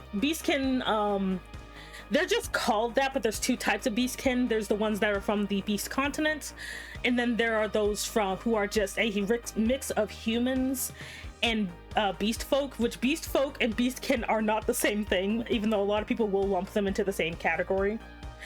Beast folk are people who are they're just furries. They're just furries. Beastkin are basically people who just look like humans, but they have some animal attributes. This includes dragonkin. They're given their own name because dragons are special. But dragonkin are almost always directly descended from dragons, while beastkin not so much. Most beastkin come from the Eastern nations originally. Because I want to have cute fox people and cat girls. and cat boys and not have to basically figure out their genealogy. Yeah, I would be considered a dragonkin if I was in this world. And because I have a mostly human appearance. So if I were to show up in this world, I'd be considered a dragonkin. Unless I could, like, yeah. I almost thought of something weird, but yeah, no. I would be considered a dragonkin. But like, again, and now sometimes, again, you can get a beastkin, because beastkin can come from 2 different origins. Most people just treat them the same, though their powers will be different. Like beastkin from the Eastern continent have the ability to shift between an animal form and a humanoid form, and they even can look completely human if they wanted to, but it does take effort. Beastkin that are the product of a beast folk and a human do not have that ability. But they can still kind of be as powerful as their beast parent, but they cannot shift fully. What was a weird thought you were thinking? I forgot, honestly, but it was really weird. Okay, I like that. I like that. And then we're gonna do the hair, because I know what hair he has. That's the color right now. That's definitely the color. It's more red color. Like, he has like a really annoying. Oh yeah, I think that's it right there. He has like freaking protagonist, like girl protagonist hair. Like he literally has like girl protagonist hair. There we go. Perfect. But yeah, so beastkin are a type. There's also and when it comes to like beast folk, like they do have a variety of types depending on what type they are, because I like the idea of there being different origins for different people. So you also have Tauros, which are basically bull or cow people. They're considered their own because they are not actually from the Eastern continent. They are indigenous to the continent that the story starts on, which is the Western continent. So Tauros, basically they're like, they do tend to have more humanoid, like they're basically human from the face and the torso, but they tend to look more like bulls from the thighs down. So they do have hooves, they do have horns, and they also, their fingers are also slightly, they have different hands instead. So they're different than there's Ramos, which are basically believed to be like a subspecies of Tauros. No one's actually quite sure, but they're basically little sheep people. They're literally my world's hobbits, where they're just kind of cute and like to spend time on their own, and they have really hard heads and people like to make hammers out of their horns. But they're very, very cute little people, and they're short. Also, hey there, Retronicus? Welcome in. My name is Semi Enigma. I'm an Elder Dragon Mom Boss. Thank you so much for joining the organization. You can pick up your badge at the front desk. I wish I could stay, but I have to go. Have a great stream. Okay, no problem. Thank you for stopping by. I'm getting Ariel vibes. He wants to be part of your world. Oh, he just wants to be part of your world. Yeah, just put him on a rock somewhere. Have the water just splashing behind him. There we go. But like he's but no, like, so you have that. There's lizard folk. I can't draw lizard folk, but they're there. But they're basically they're considered beastkin though. Beast folk are just, are you an animal person? You're basically a beast folk. They do have their own names for themselves depending on what type they are, but they just get lumped into beast folk. What else? I don't know if I want to have goblins. I am debating about whether or not I want goblins, because I need to make sense for them to be there. That's why my world doesn't have orcs. My world does not have orcs because I cannot figure out how to incorporate orcs, because orcs are annoyingly tied to elves. But elves are not, they're not like, they look like they're Tolkien-esque, but they're not like, they're made by a goddess, and like, so, and elves have gone through some shit. Elves have gone through some bullshit. So Like, so for me, if I put them in my setting, I need them to make sense for my setting and not just kind of be there just, I don't know, because fantasy settings tend to have them. Like, I like elves because there's a lot of potential for them. You know, that's why I have them in my setting. Or Elder Scrolls case, orcs are elves. Yeah, a lot of times, like, orcs are just, like, corrupted elves and stuff, and I don't want to do that. Because orcs were kind of made specifically for, like, bad, you know? And the closest I have to that is another race I was debating if I want to exist still, which is the Dunhulla. But the Dunhulla are, like, I don't know if I want them to exist either, since I'm doing my rewrite. Read about Dark Elves? Basically, Dark Elves are the default, but they're not evil because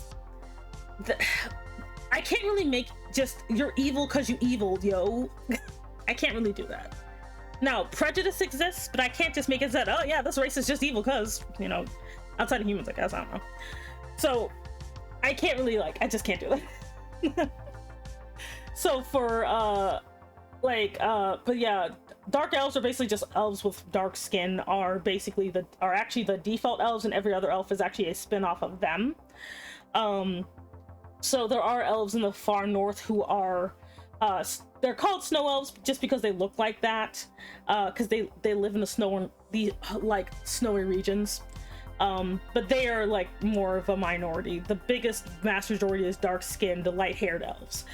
Fun fact, that is actually why Stella has such long hair and refuses to cut it, because a part of elfin culture is that your hair grows very slowly, and that's honestly the only way they can tell how old you are. Because elves don't age like humans do. They don't get wrinkles and stuff. They just kind of, they get old, and then how elves die, they usually tend to be they can get up to, like, I think I made it that you can get up to 5,000. Elves tend to live until they want to die. But it's not depression, it's like, I feel satisfied so I can go. That's how most elves die. This is outside of what happens to them in the story, by the way. A natural elf lifespan is you live until you basically feel like you're satisfied, and then you die. And the way elves die is that they basically they sleep longer and longer. And what happens is they eventually just don't wake up, and their body basically starts to turn to dust. And the only thing they do, like most living beings, is they do leave behind a core. Like most creatures, they do leave behind a core. So they don't really have any type of burial rites or anything. But they do, depending on what your family traditions are, your gem gets basically either crafted into something, or they can bury a gem in their family shrine. But they don't have anything for body burial because their body turns to dust. Because I think for elves, that's a really nice, because of how they were created, I like the idea that that's kind of their natural processes. They just live until they're just, you know. Now, there is an accelerant to this. If a elf is suicidal, they do quote unquote age faster. So during one of the Demon King Wars, when they were kind of captured en masse, they had a very hard time keeping elves alive long enough to sacrifice them, because they were so depressed they just kept dying. So that was a thing that, yeah, it was a very traumatic time.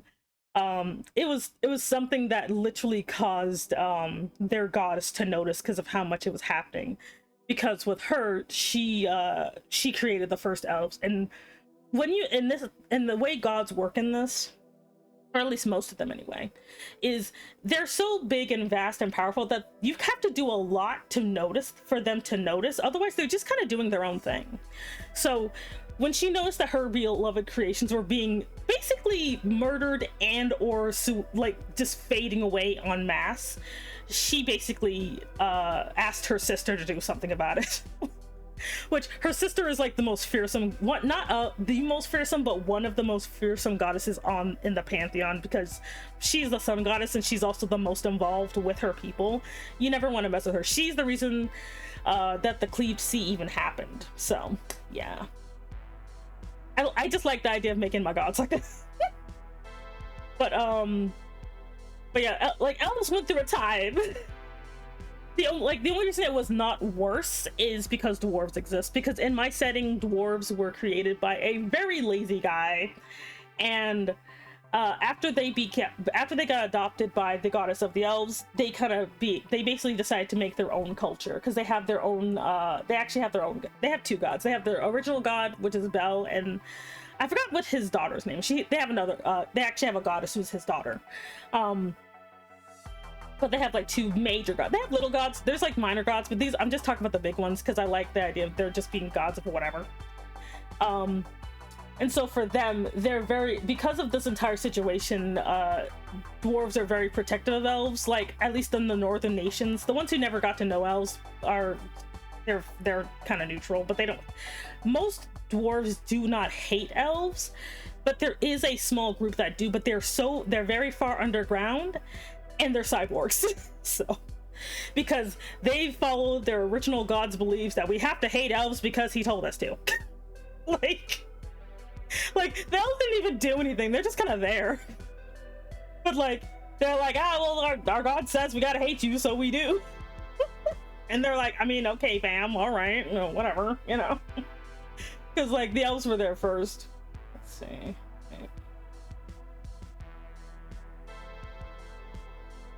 Alrighty. Yeah, the elves are basically the human equivalent of this world. So they were the default human stand-in this world before humans got there. Because I always think it's kind of weird when you have humans or interlopers, but then the creator never does anything with that. I always thought that's kind of weird. They're like, okay, so humans showed up, but then they want to be like, oh, but like, and I'm like, no, don't be a bitch. Explain what your humans are doing. You know? Like, and in this world, most beings are created by gods. Now, the reason I said that there's humans and people who look like humans who are not humans. There are people who have, they're the people from, Solaria, which is the nation of the sun, or the ones who worship the sun goddess, and they are very, very terrifying to deal with if you get on their bad side, because they're just give black people wings. With and they have gold, they have black wings, and they have basically their skin is just actually straight up obsidian black up until like their elbow, and for their legs up until their knees.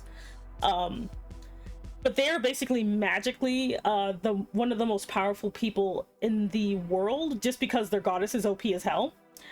And for them, their magic is basically there's two types of like holy magic. Theirs is actually the strongest because it's indigenous to the world.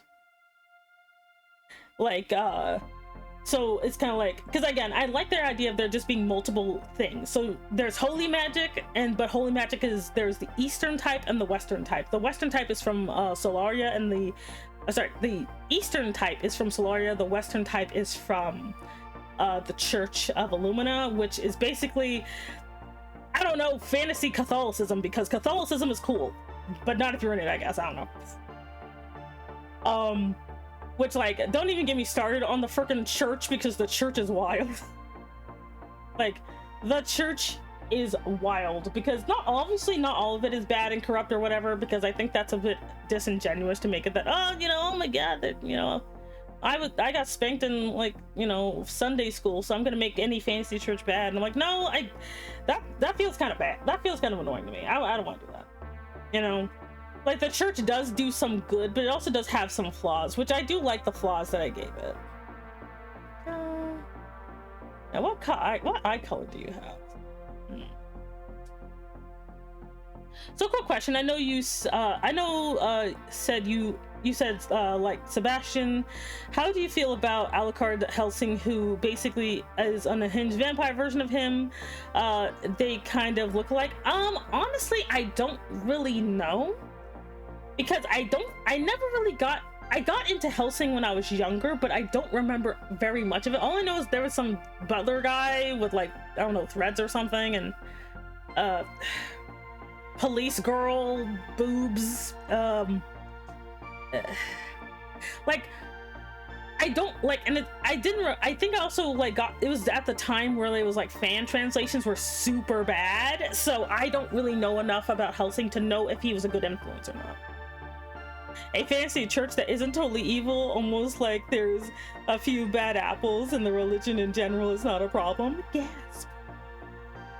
Like, because for me, I kind of hate when that happens, when they kind of make a monolith out of something that, oh, well, you know, all of the like, I actually made it that the church actually has denominations and split offs. Like, for example, there's one version of the church, which again is not even the original doctrine, by the way, where they just decide to be super misogynistic, but it's not the whole church, it's just this random branch over here. And they just have enough powerful people in it that they can't just get rid of them. But because that's how most of denominations work in real life, that they just are either far away enough or they have enough powerful members that you just can't get rid of them, and all you can hope for is that more people listen to you than to them, you know. But the freaking woman hating church is a thing, but that's not the main branch. The main branch of the church worships Azael, which is supposed to be the person who defeated who was decisive in defeating the last Demon King. So the main church is based around that guy who's basically a saint, you know? And and at this point, and again, what claim to legitimacy is they have a descendant of his that they basically worship as their sexy anime pope. Because you guys know me. I'm not gonna make the pope an old man. He's gonna be sexy. He's gonna be a sexy, beautiful, ethereal man with long hair. Who has lovely silver wings and long silver hair, and he looks really pretty when he poses. Like, he's basically a peacock. So, because I'm like, look, if I'm gonna make a sexy anime pope, you can't stop me. What's it doing? Oh. What is dry color? Do I want it to be like this? Okay, I think this works. He has that weird, like, in-betweener color. Yeah. There we go. That works. Shit, what was I talking about? It happened again.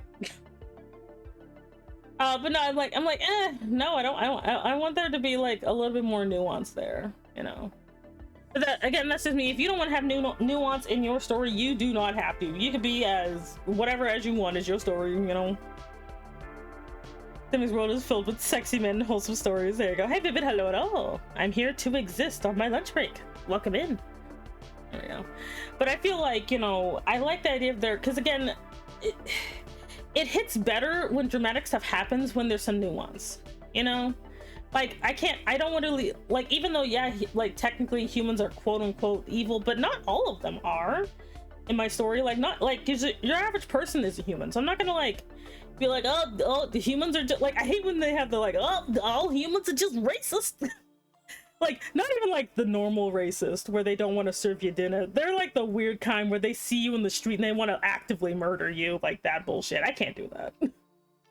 Like, I can't, because that stuff be comical. You got like 3-year-old children being like, oh man, this guy needs to die. And I'm like, kid, you're 3. You know, you got kids pulling up Glocks out of nowhere. Like, I can't be doing that nonsense, man. Like, I can't. And some people be doing that stuff seriously.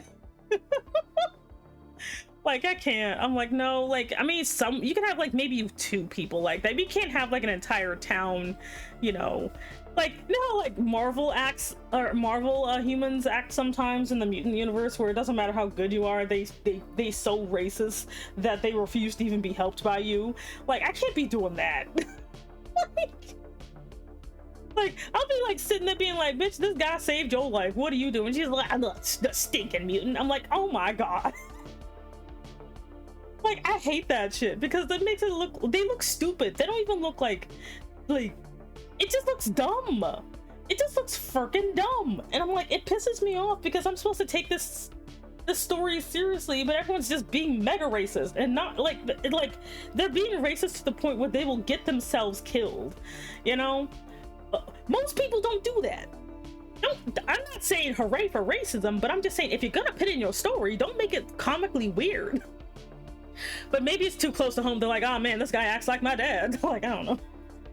But I'm just like I hate when they do that because again, you mean to tell me that this person would rather die D-I-E-D die than like have this person like give them their purse back. Like that's how these people be acting. Like, ah, now my stuff is dirty. Ugh, and spit on I'm gonna spit on your foot or whatever. I'm like, oh my god. I spit on your face. I'm like, and I guess it's because people have not seen IRL racism. It literally is just a bunch of subtle bullshit. God, I know who Antonio reminds me of. Oh, who does Antonio remind you of? Tell me. Yeah, I like that. I like that a lot. I'm glad he, like, thankfully he's actually pretty easy to design, because I was like, ooh, what do you he's like, oh, what do you look like, dude? There we go. I think that works. Adrian Zuna, I don't know who that is. Also, thank you for the carrot combo. I stretched. My back went somewhere. I don't know. And I took two.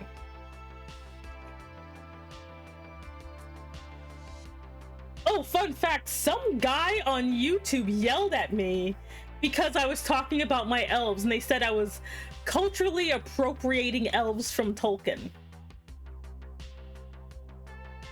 They said I was culturally appropriating elves from Tolkien because I made them dark-skinned by default. I'm sitting there being like, do you think that Tolkien invented elves? He stole that shit. Like, he's not even the first one to use the fair-skinned, pretty blonde ones either. They existed before he did. Bruh.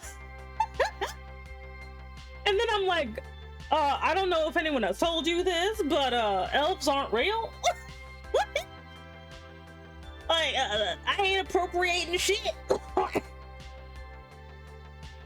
Roll my eyes. Like, I'm sitting there being like, excuse me, you're like, how dare you not make your elves fair-skinned and preferably blonde? How dare you? And I'm like, I'm sitting there like, oh my fucking god. Like, I was losing it. I'm just like, I didn't respond because that is not worth a response. Remember, kids, if you see a response that you're just like, that's just stupid, don't even respond. They're not winning because they win if you respond to their stupid accusation. But I'm sitting there being like, are you serious? Like, oh, okay. Like, okay, I guess I'm appropriating from Tolkien, I guess. I don't care. He's dead. What are you gonna do? What are you gonna do? Haunt me? Like, what are you gonna do? Be like, ooh, what is I, Tolkien? I sound like this, even though I'm supposed to be English or something, but don't use my shit. OC, original, like, my characters are original, do not steal, ooh. Like, that's not what he thought was gonna happen. I'm like, you know, Tolkien's gonna rise from his fucking grave and come after me. Like, what are you gonna do? Like, I survived the world of DeviantArt, man. But like, I straight up forgot about that until 2 seconds ago, where like a guy like got mad at me on YouTube for appropriating elves, and I'm like, okay, sure, all right. Because giving them browner skin apparently is the word. And I'm sitting there being like, do you not know about drow? Like, and the thing is, no one cares about drow though. No one cares that drows are terrible, you know? No one cares that drows are terrible, and the minute you want to make them remotely cool, it becomes cultural appropriation. Shut the mackerel up. Like, just shut up. Like, oh my god. It's a fantasy world, I can do what I want. You know? So yeah, like, in my world, elves are like dark-skinned by default, but that doesn't mean that they're born dark or something and get lighter. It's just, that's like the biggest group. The biggest group are the dark-skinned ones. Because their goddess is a dark-skinned goddess. Like, that's what she looks like. You know? And then you have her sister, who is like literally just like a freaking black lady. She has the best afro I've ever seen, you know, with black wings. So she just made her people look like her, because why not? I always thought that the whole gods making creatures in the images of themselves is completely fine. Not all of them do that, but she does. I love Solaria so much. She is so like, Solaria is basically the most, she's like, you know those hyperactive Genki or energy girls from anime? The ones who are like, will drag you down the freaking street? because they saw a butterfly or something. Yes, that is Solaria. But she also has a righteous anger that if you make her sister cry, she will destroy you. Because she loved her sister. Like, I also do like that, like, Nocturna, which is her sister, the goddess of darkness. Like, they don't hate each other, which is why their people don't hate each other. Gardenia, which is just fantasy England crossed with France, which is where the story takes place. They tried to get these two nations to fight each other because they're opposite values, and it didn't work because their goddesses told them not to. Oh my god, oh my god, your avatar looks like Claudine from Monster High. Oh my god, I've never had that comparison before. I like it. I'm surprised no one's made it sooner. I look like Claudine. Gardenia is a brand here in my country. Oh my god, that's great. Like there, thank you. Also, hey there, I'm Magic Erie. Welcome in, welcome in. Yeah, I think I look like Claudine. I can see it. I like it. Oh, look at him. He's so majestic. He's so beautiful and so dumb. He's doing his best. He's doing his best. Oh, look at my boy. Oh, my boy. He's doing all the he's doing everything he can. he's doing his best. Wait, let me turn this down just multiply. There we go. Because I'm gonna mesh all this anyway. Alright, do I want to use my normal one? Yeah, I'm gonna use my normal one just so I can stay consistent. Stay consistent. There we go. That works. I'm gonna merge all this in a minute anyway. Once I'm done. Oops. Who's this fine fellow? This is Duke Antonio. He does have a middle name, but I'm too lazy to say what it is. I gotta go find it. But this is Duke Antonio Valles, who is an idiot, but I love him because he's descended from the hero, the very first hero of Valles, who has a crush on a conscious woman and like died marrying someone else. And he accidentally curses his family because he got friend zoned and also FOMO'd and is just like, I feel kind of bad, I didn't save my friend, so I'll curse upon my own family. Once or twice or once every other generation. Well, no, he's not a villain. He's a guy. You guys don't want to know about my villains. like you probably do, but I haven't figured out how to incorporate them into the story proper, so that's why I don't talk about them very much, because I want to make sure they work in the story before I talk about them, you know. Let's see. We have this guy is so beautiful. I love him. He's also kind of stupid. Like this, he literally starts out the story like this is a like current valet. It's not the original one. The original one is dead. But like he literally just kind of starts off the story being like told by his like butler. He's like, my lord, you have to pick someone to marry. I understand you're in love with some random dream lady, but you have to do this for the good of the family. And he's like, I have a whole ass younger brother. He's like, but he is not the chosen of Valles, my lord. And he's like, I guess I don't know. He literally just I love Valles because he literally just picks his childhood friend because he's like, at least we can talk to each other, even if sex will be weird. he just picks his childhood friend because he's like, I mean, she knows I have a condition. It'll be fine, you know.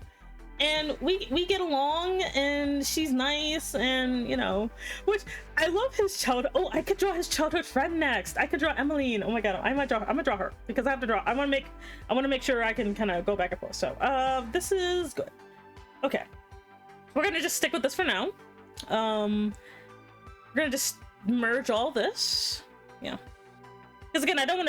Let's see what. Oh my god, is it already almost 1 o'clock? Oh my god! Oh my god! Time flies! Damn! I'm gonna have no time to draw her! Oh, god. Chat, why didn't you tell me time was flying by? Oh, shit. Oh, I don't know if I'm gonna have enough time for her. Time flies when you're having fun, yeah. I'm just like, oh no. I wanna at least try. I don't think I'll be...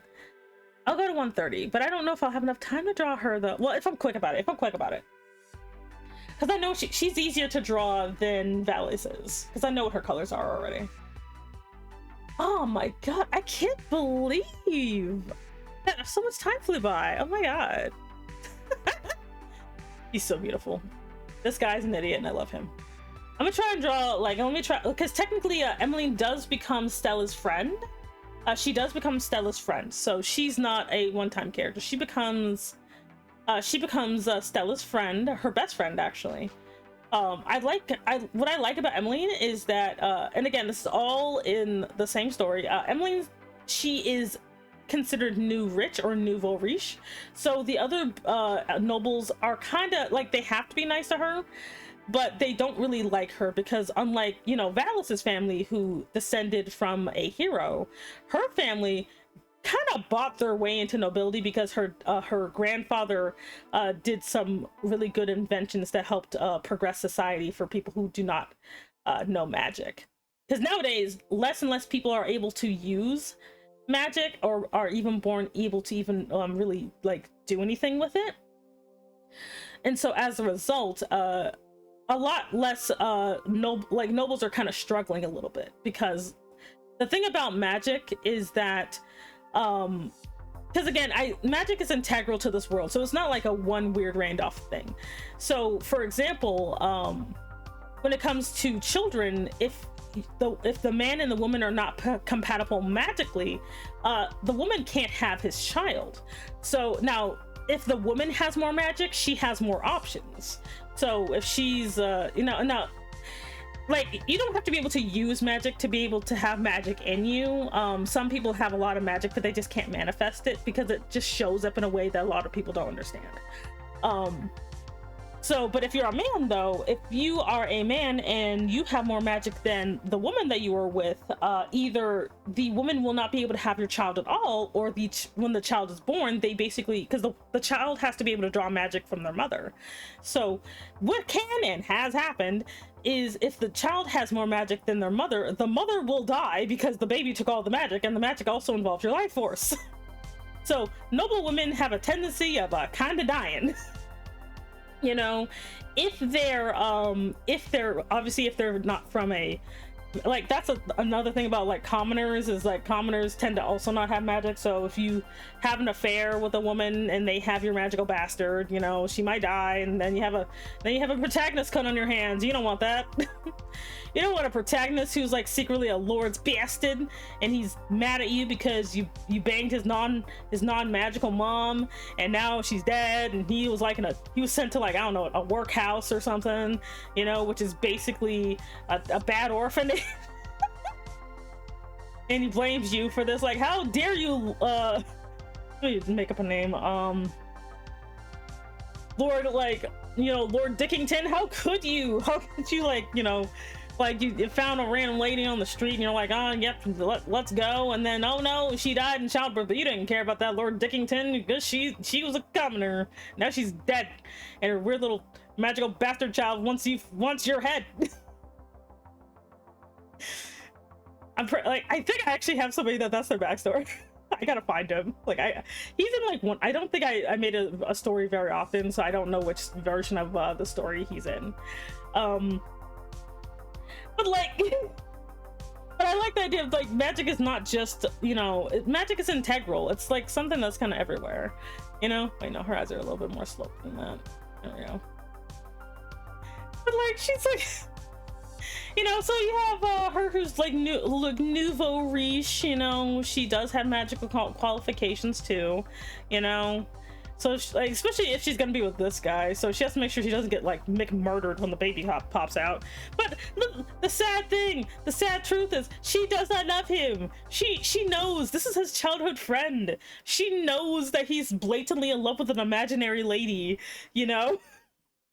And she's like, I mean, it's better than a guy I don't know, but like, you know, it would be nice if I could be with someone I actually like. Which she does like somebody. Like, she does. She actually likes someone else who, but to be fair, she has weird taste, though. She does. She fully admits that she does have she does have weird taste. Emily being she has to be friends with Stella. She's gonna have weird taste, okay? Like, but and the guy she's in love with is a freaking weirdo. So, like, she's in love with a weird man. She fully acknowledges this. She's just like, oh well, don't worry. I don't have enough time for it, but she also has big boobs because I said so. Actually, let me get rid of you for a second. I can make sure we all understand that she is also a lovely lass. How much time do I got? Okay, I gotta do this in 30 minutes, chat. No, but she's but she's like, she's new rich. The other lady, other noble ladies don't like her because her family isn't like descended from a hero, and yet she gets the privilege of hanging out with Lord Valet. It's like, oh my god, how dare she, this upstart. It's like, how dare this upstart think she can be friends. Like, she's like honestly, she's kind of based off of how a lot of standard like heroines for like these things are, who are like, she's just minding her own business. She's minding her own business and everybody hates her, and she's like, she's like, okay, but the thing is, she was raised a noble though, unlike her dad, because she's like second generation. Like, her dad was also raised a noble, but like, why did it matter her? Why did it matter this girl? She ain't even doing nothing. Like, she's just existing, like, she's just existing, but people mad at her. They're like, how dare she like use her privilege? And she's just like, but for her, because she was raised a noble, all she knows is that, like, she just wasn't descended from a magically rich family or whatever, but she can and has used magic. I think her magic is like flower based, but they're like, doesn't matter, you're not one of us. Like, how dare you? She's like, what do you want from me? Like what? She's like, what? Why are you so mad at me? She's just kind of like, everyone's so mean, everyone's so mean to her, and she's like minding her own business, like, she's minding her own business, trying to be a good young lady, a nice, like, individual, because she's got lessons and poise and all that. She's met the prince a couple of times. She thinks he's weird, but like, everyone's just so mean to her. Because she's like, because she wasn't born a noble, or she doesn't have long ancestry of the nobility, how dare she, the upstart. And she's like, you're acting like I did these things. She's like, what did I do? Like, she's trying, okay? She's trying her best. Like, but like, I don't know, I do like her. Emily, like, she's very much, believe it, also, if you're wondering, this is character creation wise, Laura is based off of her, so this is Laura's mom. Not real, just like how Leo is Daniel's dad, this is Laura's mom in that sense, where she's basically actually where a lot of character traits that she has went into Laura. So she's very much like, I didn't even do anything, man. Like, she's also an only child, so she doesn't have a douchebag big brother. She is just her. She's also an heiress, so she's her family is quite rich. Like, they're like, her family's actually super rich, like, so that's why they kind of tolerate her, but if they had their way, they would totally get rid of her. They're like, how dare she, this little upstart, show up in our midst. Showing up in our midst is stealing our jobs that we don't even want because we're nobles and working is for the poor. Working is for the poor. How dare you have an occupation?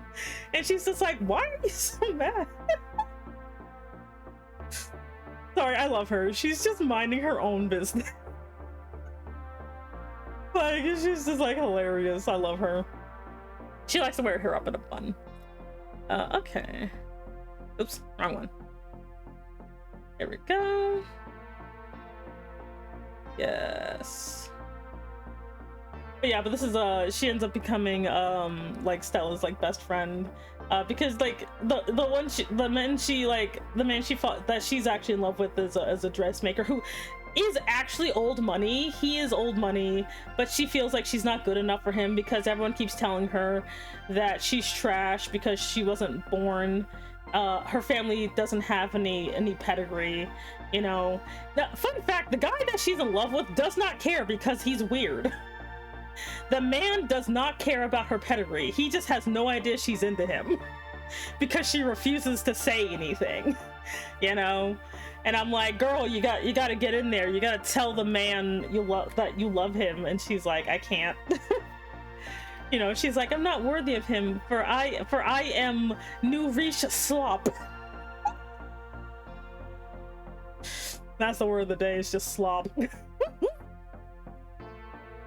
She's like, I'm new Riche slop. I'm not worthy of him. And like, I'm just like, oh my god, girl. Yeah, like she thinks she is the slop, you know. But she's not. She's great. She's awesome. You know, because her family didn't since her family was not like born rich, she does have some pretty nice values. Like she knows a bit of magic. She knows, like, because she also does know a bit of technical know-how when it comes to magical items, so she's actually pretty practical. Like, I just imagine like they stop on the like the wagon broke or something on the side of the road and she knows how to fix it. You know, she just has to roll her sleeves up. You know, she has to roll up her sleeves, you know, and like and they have to like, and they're like, my lady, this isn't ladylike. She's like, yes, well, no one else knows how to do it, so I'm gonna do it. Like that's how she is, you know. So she's a little uncouth, but you know what, it's okay. It's okay for her to be a little off. It's all right, you know. Oops, wrong one. Like, it's okay, because you know what, she's also a girl's girl, you know, whatever that means. She's that she likes people, you know. She has a nice family. Her family's also very nice, you know. They're very kind to people. They help the community. They help the poor. You know? How much time do I got? Oh god! I'm rushing chat. A little bit like the noble lady who punches people who are yeah, like she's kind of closer to that. She wouldn't punch people, but she will kick people. But she's like, she was still raised as a noble, so she's still very polite. But again, her biggest issue is that other people do not want to recognize her. She's one of those characters that if she just had more pedigree, she'd probably be really sought after. There would be probably a lot more people like pursuing her hand if she basically had a better pedigree. It's just that's kind of her issue, because in Victorian times that actually was a legit problem sometimes, where someone had the money but they just didn't have the credentials, or they didn't have the ancestry for most nobles to quote unquote take them seriously, you know. And so that's why you had a lot of people a lot of nobles who would kind of who would basically marry people who, and this would give them that would give them the legitimacy. So with her, she is again, her mother actually is an actual straight up like older noble, but just not as old as most people would respect. Her mother is super sweet, by the way, but her mother is also was also treated badly, because her mother was from a family who's basically, they're older, but they've also fallen on hard times. So she has the double of your one of your grandpas was poor, even though he shouldn't. Like, they have this like this really weird this very weird kind of, well, if you were good at being rich, you would never get poor. How dare you? Like, and she's just like, are you serious? Well, she's not like that, but like Stella is. When Stella kind of finds out why Emmeline gets bullied so much, and she's just like, you cannot be serious, you know? Like, these people are ridiculous. It's like, I gotta write her name. So we have and this is when you find out I'm secretly a fan of stupid Jane Austen. So we have I gotta spell her entire name out. Jeez.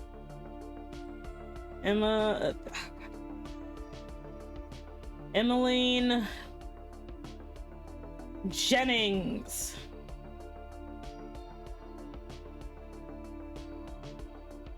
So that's her name. Indeed. Boop. Funny, no, oh, noble lady, oh my god, is she? No, she's already from the world. This is she's actually Stella's friend that she meets. Oops. Because the first one is this idiot. We have Lord Valais. That he just woke up. He's not wearing his proper clothes because he's dumb. But he's a noble already there, but he is descended from somebody who got isekai. Miss Jennings over here, she is actually just someone who's from here. I can imagine after hearing people saying bad stuff about her husband would be like, oh man, oh, one man's garbage is another man's treasure, and she's the most beautiful treasure for me. Oh, that's cute. Also, thank you very much for the care combo. Let me see if I can pronounce her name. Misaki. Okay, what am I doing? Oh, I stretch. I don't know what my posture's doing, and I drink my tea. So yeah, so her family is, again, just, they're new rich, only one generation, because her grandpa her grandfather gained a nobility because of his accomplishments in magical technology and science. So that's what happened there. There we go. And so for her, you know, she's not really had to struggle or anything like her like her parents have, you know, and they don't want her to. They want her to basically just have the pampered life of a noble with a little bit of know-how of common sense sprinkled in, but they basically do not ever want her to feel inferior, even though she does, because her parents love her and they want her to be happy, you know. So, and because she is the childhood friend of Lord Valais, because he just met her at a party and he thought she was neat. Like, that's how this happened. She was literally just she was just kind of there because her dad was there, you know. And then you got young Lord Valais, because he is literally the dullest tool in the shed, is just kind of like, she's neat. Is he taking servants, or is he very evil like the no, like, this boy is so good, he did not do, him and his ancestors did not do a crime on an unconscious woman. That's how good he is. Like, despite an evil sexy demon man telling him to. like he's a good guy, he's just kind of stupid. Like, that's it, he's just kind of stupid. Okay, I'm limited on time, chat. We gotta zoom through this. So for her, I think she has a bit more of a rosy color, and she's a little bit paler because, you know, she doesn't go outside as much. Yay! I will be school. You have no loyalty, aren't you? Also, like, did you decide to be Leo's servant last time? Somebody did. That wasn't you. I carry stuff mostly. I cannot. Like, didn't you just have to be his, like, servant or whatever? You can't be two-timing on the demon man. You can't cheat on him. Here we go. Okay, girl, but, like, you said he was evil. I mean, yeah, you know, but you gotta pick your battles. I mean, you can be the squire of young Lord Valais here, which he's not acting lord yet. He's his dad still is. He's the heir. He is the heir to the dukedom. I was gonna call it a barony, but the dukedom, because he's a duke. But God, he's so stupid. I love him. Like, he literally proposes to Stella while like this bitch is right there. Because he's like, I guess I gotta pick a betrothed. I guess I'm gonna pick Emmeline because we're friends, you know? That's better than literally anyone else on this list. And she's like, I mean, okay, well, we are friends, so I guess we'll just do it with our eyes closed. He's like, okay, you know, that works, you know? But then because of his family curse, he sees Stella, which is this bitch, and he's just like, he literally just proposes to her on the spot. And like, Emmeline's just standing there like, oh. Now, part of her is like, I can't believe his dream lady is real. 2, I'm standing right here. But 3, this is some tasty drama though. Emily has her priorities straight. Yeah, he's like head empty. He's definitely one of those characters that he was born in the wrong time, because he's born in like the equivalent of Victorian times, when he would have been better off back in the Middle Ages. Alas, he lives in the modern day. And like, and so she's just like, this is some drama though, but oh my goodness. She's like, I know I'm supposed to be offended, but like, I don't know. Like, she's beautiful. Emmeline is great. Like, I unironically love Emmeline so much because she's just kind of like, she kind of goes with the flow sometimes. Like, and she's just kind of like, oh. Because, well, other people are going to hear about this and she's going to get even more disrespect. People are like, you let some random lady just show up and steal your man. And she's just like, I mean, you know, like, because she knows about this. She found out about this pretty early on, because when she became friends with young Lord Valis when he was younger, he actually just straight up told her, hey, just so you know, like, I have a condition where I am chronically in love with a woman who may not be real. And she's just kind of like, oh. Like, imagine her when she's like 12 and just being like, not even 12, she's like, I don't know, she's like probably like freaking 8 or 10 or something. She's like, oh. But she's like, I mean, well, that is pretty romantic, but also really sad. Yeah, she chill like that. Hello there, sweet parrot. Hello. Or he's like, Sato. Do you prefer Sato? Hey, Sato. Welcome in. Yeah, she's very, like, Emmeline is very chill. She's like, so she's just kind of like, you know, she does feel like it's actually quite romantic, but also kind of like, isn't that kind of sad being in love with a woman who may not be real? How does that even work? He's like, I dream about her. You know, like, you know, the little childhood scenes. He's like, well, he's like, I know they say she's not real, but I think she is, because I dream about her. And she always looks the same, so I think she's real. And she's like, you know what? I think she's real too. You know? Like, she's like, I think she's real too. You know? And maybe she's just out there waiting for you. You know? That's dangerous stuff to say to a Valis, by the way. Don't ever encourage their delusions. Call you Sato. Hello, Sato. Like, never encourage a Valis to do anything because they are stupid and they will get themselves killed. They have gotten themselves killed. There are so many dead Valises. They're so dead. Like, there's just so many of them. They're just freaking dead in the woods. And like, their family literally made it so, because they kind of can't stop them after a while because they'll just get a little crazy about it. So they literally make it that, look, if you have the affliction, you have to get married and have at least 2 kids before you go off into the woods, which is why he was pushed to get married. Okay, so like, he just goes to her and tells her he has a waifu. Okay, yeah, he just says that, and he's like a kid, you know, and he's like, because he kind of tells every person that, or every girl that, because he's also very handsome. He was always a handsome young man. So he always just says, just so you know, I have a condition.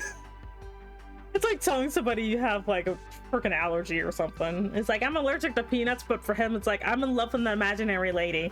Like, you know. But she was like the most understanding out of all the girls, so he's like, well, if I'm gonna marry anybody, it might as well be Emmeline. So, because at least she understands. It's like, at least she understands, so it's fine. Like, that was legitly his view on it. It's just like, well, at least she understands, so it'll be like the least amount of awkward, you know? And like Emily's just kind of like, I mean, I'm also like, you know, but she eventually also pines for someone unavailable, so she understands him even more, you know, because she's like, I think I know how you feel, you know, just falling in love with someone, you know, that you can't be with. And he's like, oh, do you have an imaginary love too? She's like, kinda. Like, it's just like, yeah, kinda. Like, just like, yeah, I guess, you know, I kind of do. And they just kind of bond over their mutual pining, and then reality strikes. Oh yeah, I see the handsomeness, but apparently I can't cheat the demon lord because that would probably be worse. He would come after you. He's like, I see you have like no loyalty. We're gonna have to teach you some. Because like you have to swear allegiance to him and to his mistress. You must promise to serve him and his owner, or else you're just gonna be like, I don't know, turned into a sausage or something. He's like, and he will feed you to the dogs. Don't work for Leo. He's a bad boss. He's a terrible boss. Like, if you're gonna have to go with Lord Valis, because at least, I mean, he'll kind of forget about you half the time. But, like, at least he'll feed you, you know? I believe I made her eyes green. I believe I made them green. Because she's, yep, there we go. Because I love the combo of, like, dark brown hair and green eyes. I've always loved that combo. Like, it's such a nice combo, and it kind of bothers me that I don't get to see it more often. No, it was a simple mistake. I'm sorry, Mr. Leo. It's just, come on, like, himbo, you get it, right? He's like, that himbo is reserved for my mistress, not for you. Like, his logic is ridiculous. He's like, that himbo is reserved for his boss. You can't have any. Find another. And like, Stella just be like, you don't have to do that. She's just kind of like, Leo, stop it. You're scaring people. He's just he's a bad boss. Don't worry. That's the moral of the story. That's the moral of the story, kids. Don't work for a demon. Okay, but like, if I become his squire, I would get more information on him, like a spy. Leo's like, Like, he would just be thinking about it. He's just like, what would be the best use for you outside of hamburger meat? He's like, that'll work for now. So you could be the squire, but like, you also have to be on call to do stupid chores whenever Leo thinks about anything. Congratulations, you didn't get turned into hamburger meat. Oh wait, she has a little bit more going on there. You go back down here. Because I want her to have I believe it is right here. Okay. Oh wait, no. It has to be this. Okay.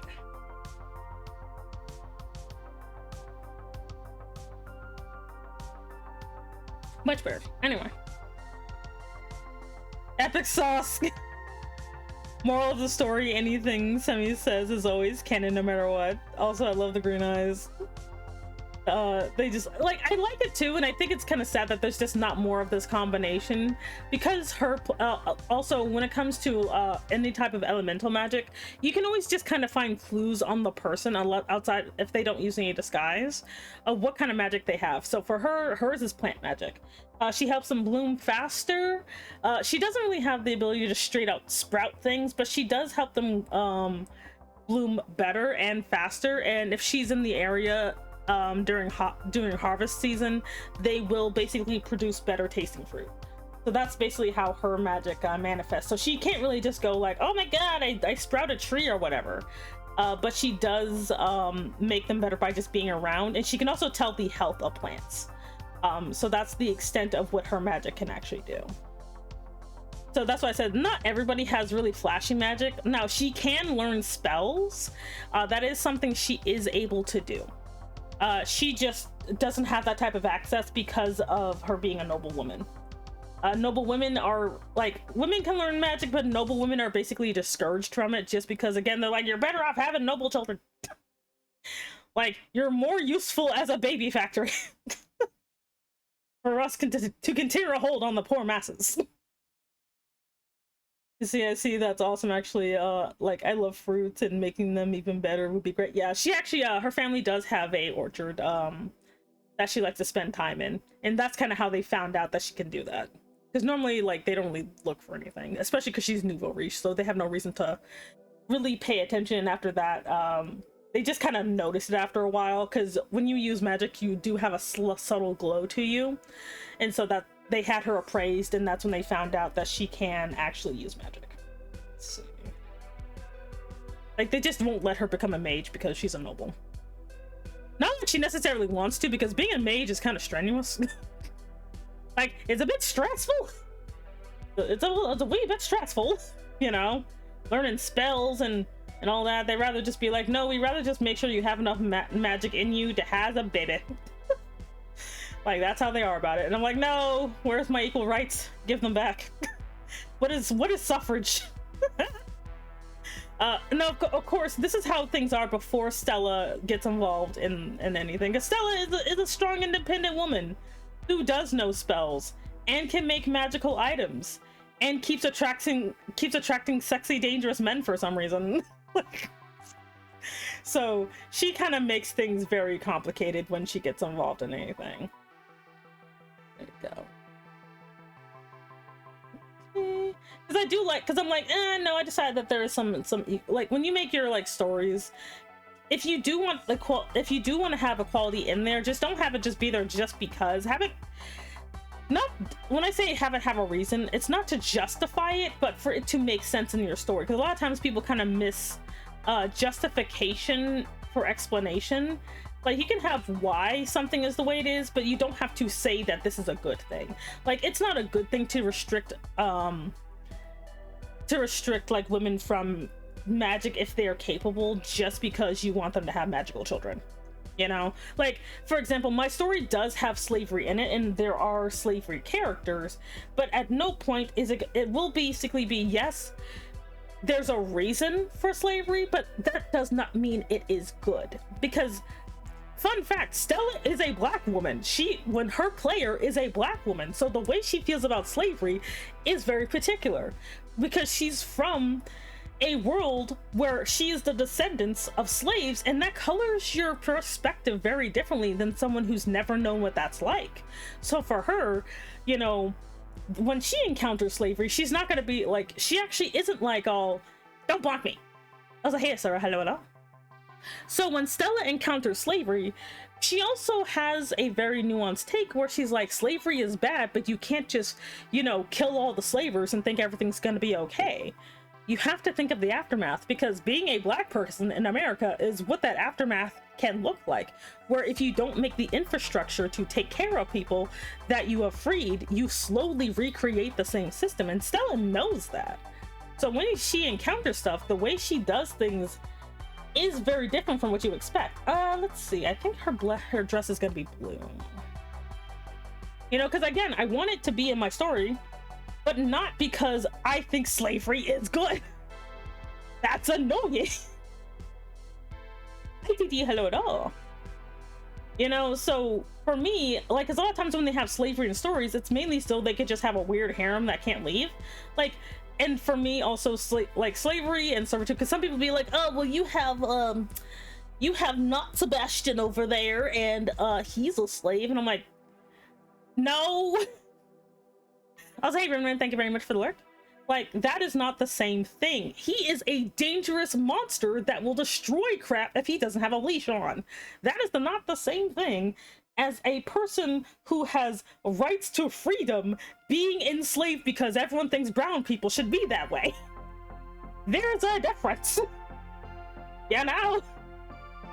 Such is the difference between people who commit crime and people you think would be creating a crime. There's a difference.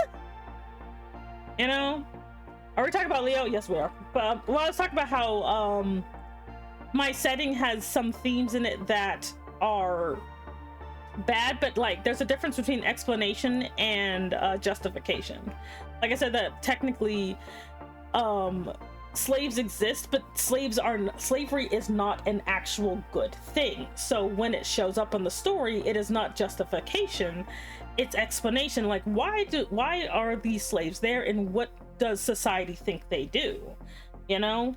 And why is it also still bad? Like, you know, if Stella is presented with a, like, for example, if Stella was presented with a slave, for example, if someone's like, instead of giving her money or whatever, they give her a slave instead, she'll accept that slave, wait till the slaver leaves, and then basically ask that slave, do you have a home to return to? Which some people don't.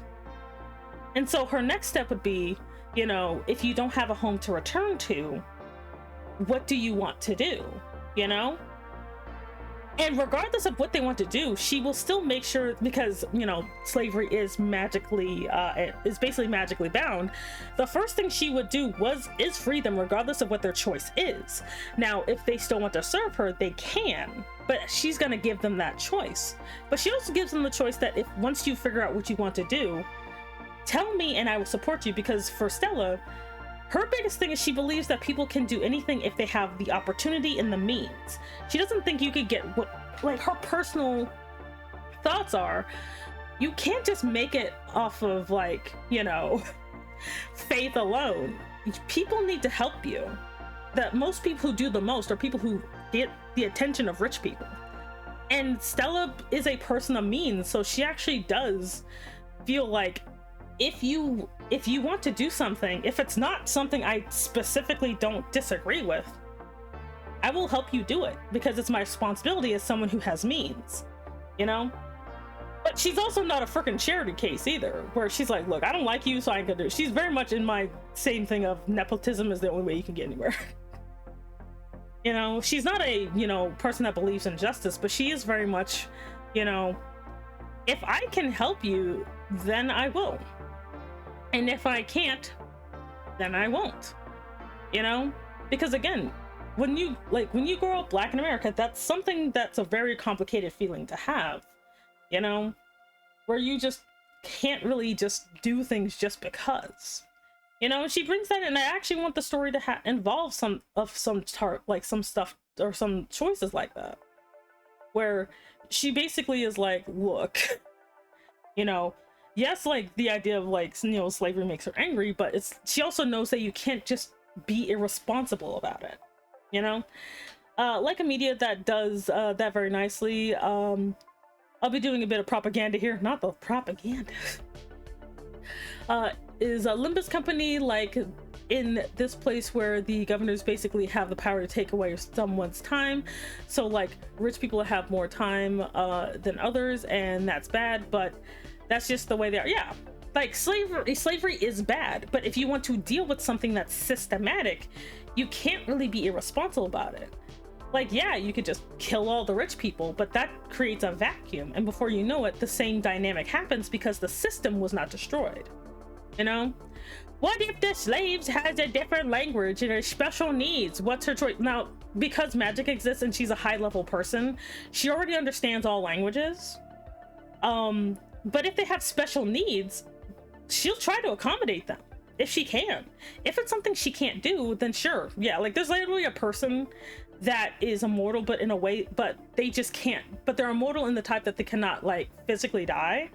And that's what they want to do. And she's like, I'm not gonna help you kill yourself. No, I'm not doing that. Like, no, I'm not even, like, I will not help you figure out how to destroy yourself, because no. It's not like she values life, but she's like, I'm not gonna directly be involved in something like that. Like, no. Like, but you're like, but she's not like, I will never kill people. She's like, I don't want to do that in this particular situation. You know? But if, like, for example, she's an alchemist, she makes homunculi. If someone's like, I need legs, she can make them legs, you know? Like, hi Shinra, hello. You're catching me when I'm just about to end. I can't believe you. How are you this late? But that's how she feels about it, is that, you know, because with her, she likes the freedom to make her own choices because she's finally in a position where she can.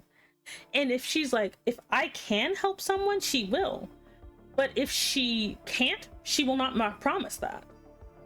Like, the one thing that Leo, her chaotic, weird anxiety demon, likes about her is that she accepts the fact that he is what he is. She doesn't try to make him behave in a way that is contrary to his nature, and she's also fine using him, even because she does not have the stomach for torture and or murder, but she'll just make Leo do it because she knows he likes it. You know, he likes the fact that she will not give in to his evil, but she also won't ignore it either. That's what he actually likes about her, because he's had a bunch of masters over the span of his existence, and this is actually the only one that's actually been able to just kind of tolerate him, but also not hate him either. So that's why he's also like, he doesn't know if he's in love with Stella, but he thinks this is as close as he can get. I came with Chinese food. Okay, I forgive you. So I have slaves when you can have employees. There you go. So wait, she can become the health insurance, not health insurance. Damn, okay, I like the dynamic of Leo let go murder the guy. Like, she's very much like, because she is also not like, you know, because again, she comes from like Earth as a Black American, and so she's like, and this is her personal jaded view. Stella feels like morals are literally the bindings of good people. You know, where morals only really work on good people, but bad people can use them against you. So for her, guilting her into being like, well, you're a bad person, she's like, so I'm a bad person. She's like, so what? You know, that's how she is. You know, but yeah, whenever she uses Leo's full name, she almost never does, but whenever he hears his full names, he knows he's gonna have a fun time. Because that means he gets to have a time limit to do menacing. Hello there, Soaring Angel. Hello. Welcome in. My name is Semi Enigma. I'm an Elder Dragon Mom Boss. Thank you so much for joining the organization. You can pick up your badge at the front desk. She understands the value of evil. She does. She's very much like evil. She's like, she knows evil has to exist because free choice exists. This is her personal opinion. So she doesn't think, she's like, the only way you can deal with evil is you must be stronger than evil is. And if you need to do that, you can't just be all good, because evil will take advantage of you. You know? Like, so dealing with Stella can be a nightmare. Because she is powerful, but the worst thing about her is she knows how to use her allies in the best ways possible. You know? She's like, I don't have the stomach for torture. But guess who does? This psychopath. So that's the funny thing about that is that, like, she knows how to use Leo, and he is so into it. So he's just like, he normally doesn't care about his about whoever his master is, but he actually really likes her because he actually gets to have some fun sometimes. For whatever that entails. Okay, oh shit, I gotta get out of here. One last thing. Let me just give her hair highlights, and then we will be good to go. What do you think of Emmeline? Do you like her? Is she cute? It's like, is she adorable? There we go. Alright. There she is. Let me just merge everything. And then we will be good. Oops. Dang it. No. I gotta go eat some food before I gotta wake. Okay. Merch. And there we go. There we have it, chat. We have Emmeline, the childhood friend of Lord Valis, who is an idiot. these two appear in my my light novel series. I may actually post it once I get it written out, just because I do like the story that I've made so far now that I took all the smut out, so it's actually really fun. Okay, but Emma, look at, like, Emma's so cute. She's so cute. Like, her colors are so nice. I don't know how to describe it. Yeah, she has a very nice, gentle look to her. She got that MILF energy. I can't. I like the green eyes and the blue dress. Yeah, Emmeline is like, she's a part of this hilarious friend group, and she's Lord Valis's childhood friend who understands his weird condition where he's cursed to fall in love with some lady he's never met, but when he meets her, I think shenanigans happens. But yeah, as you can tell, I'm very passionate about these things, because I like stories with fun characters. You know, you should meet. I gotta draw the guy that that Emmeline is in love with. His name is Raymond. He's a noble from a long family who serves under Lord Valis, but he just wants to make pretty dresses for women with big boobs. He has a type. So, which Emmeline falls into that type, but she's too shy. Yeah, and I'm curious to read about it once to write it. Yeah, I gotta get on that. Like, I've written like a couple of chapters, but I had to redo it because of the whole village problem. But anyway, thank you so much, everybody, for joining me. Let me go ahead and go back to my other screen right quick. Let's go ahead. Go right here. All right. Let's go back to normal. But thank you so much for joining me, everybody. It was a very fun stream. We had a lot of fun discussions, and we got to do some character design. Eventually I will get my, like, they're like, Sammy, you have so many projects. I'm like, yes, I have a novel, yes, I have comics I gotta do, and I will do all of them. It just may take a little while.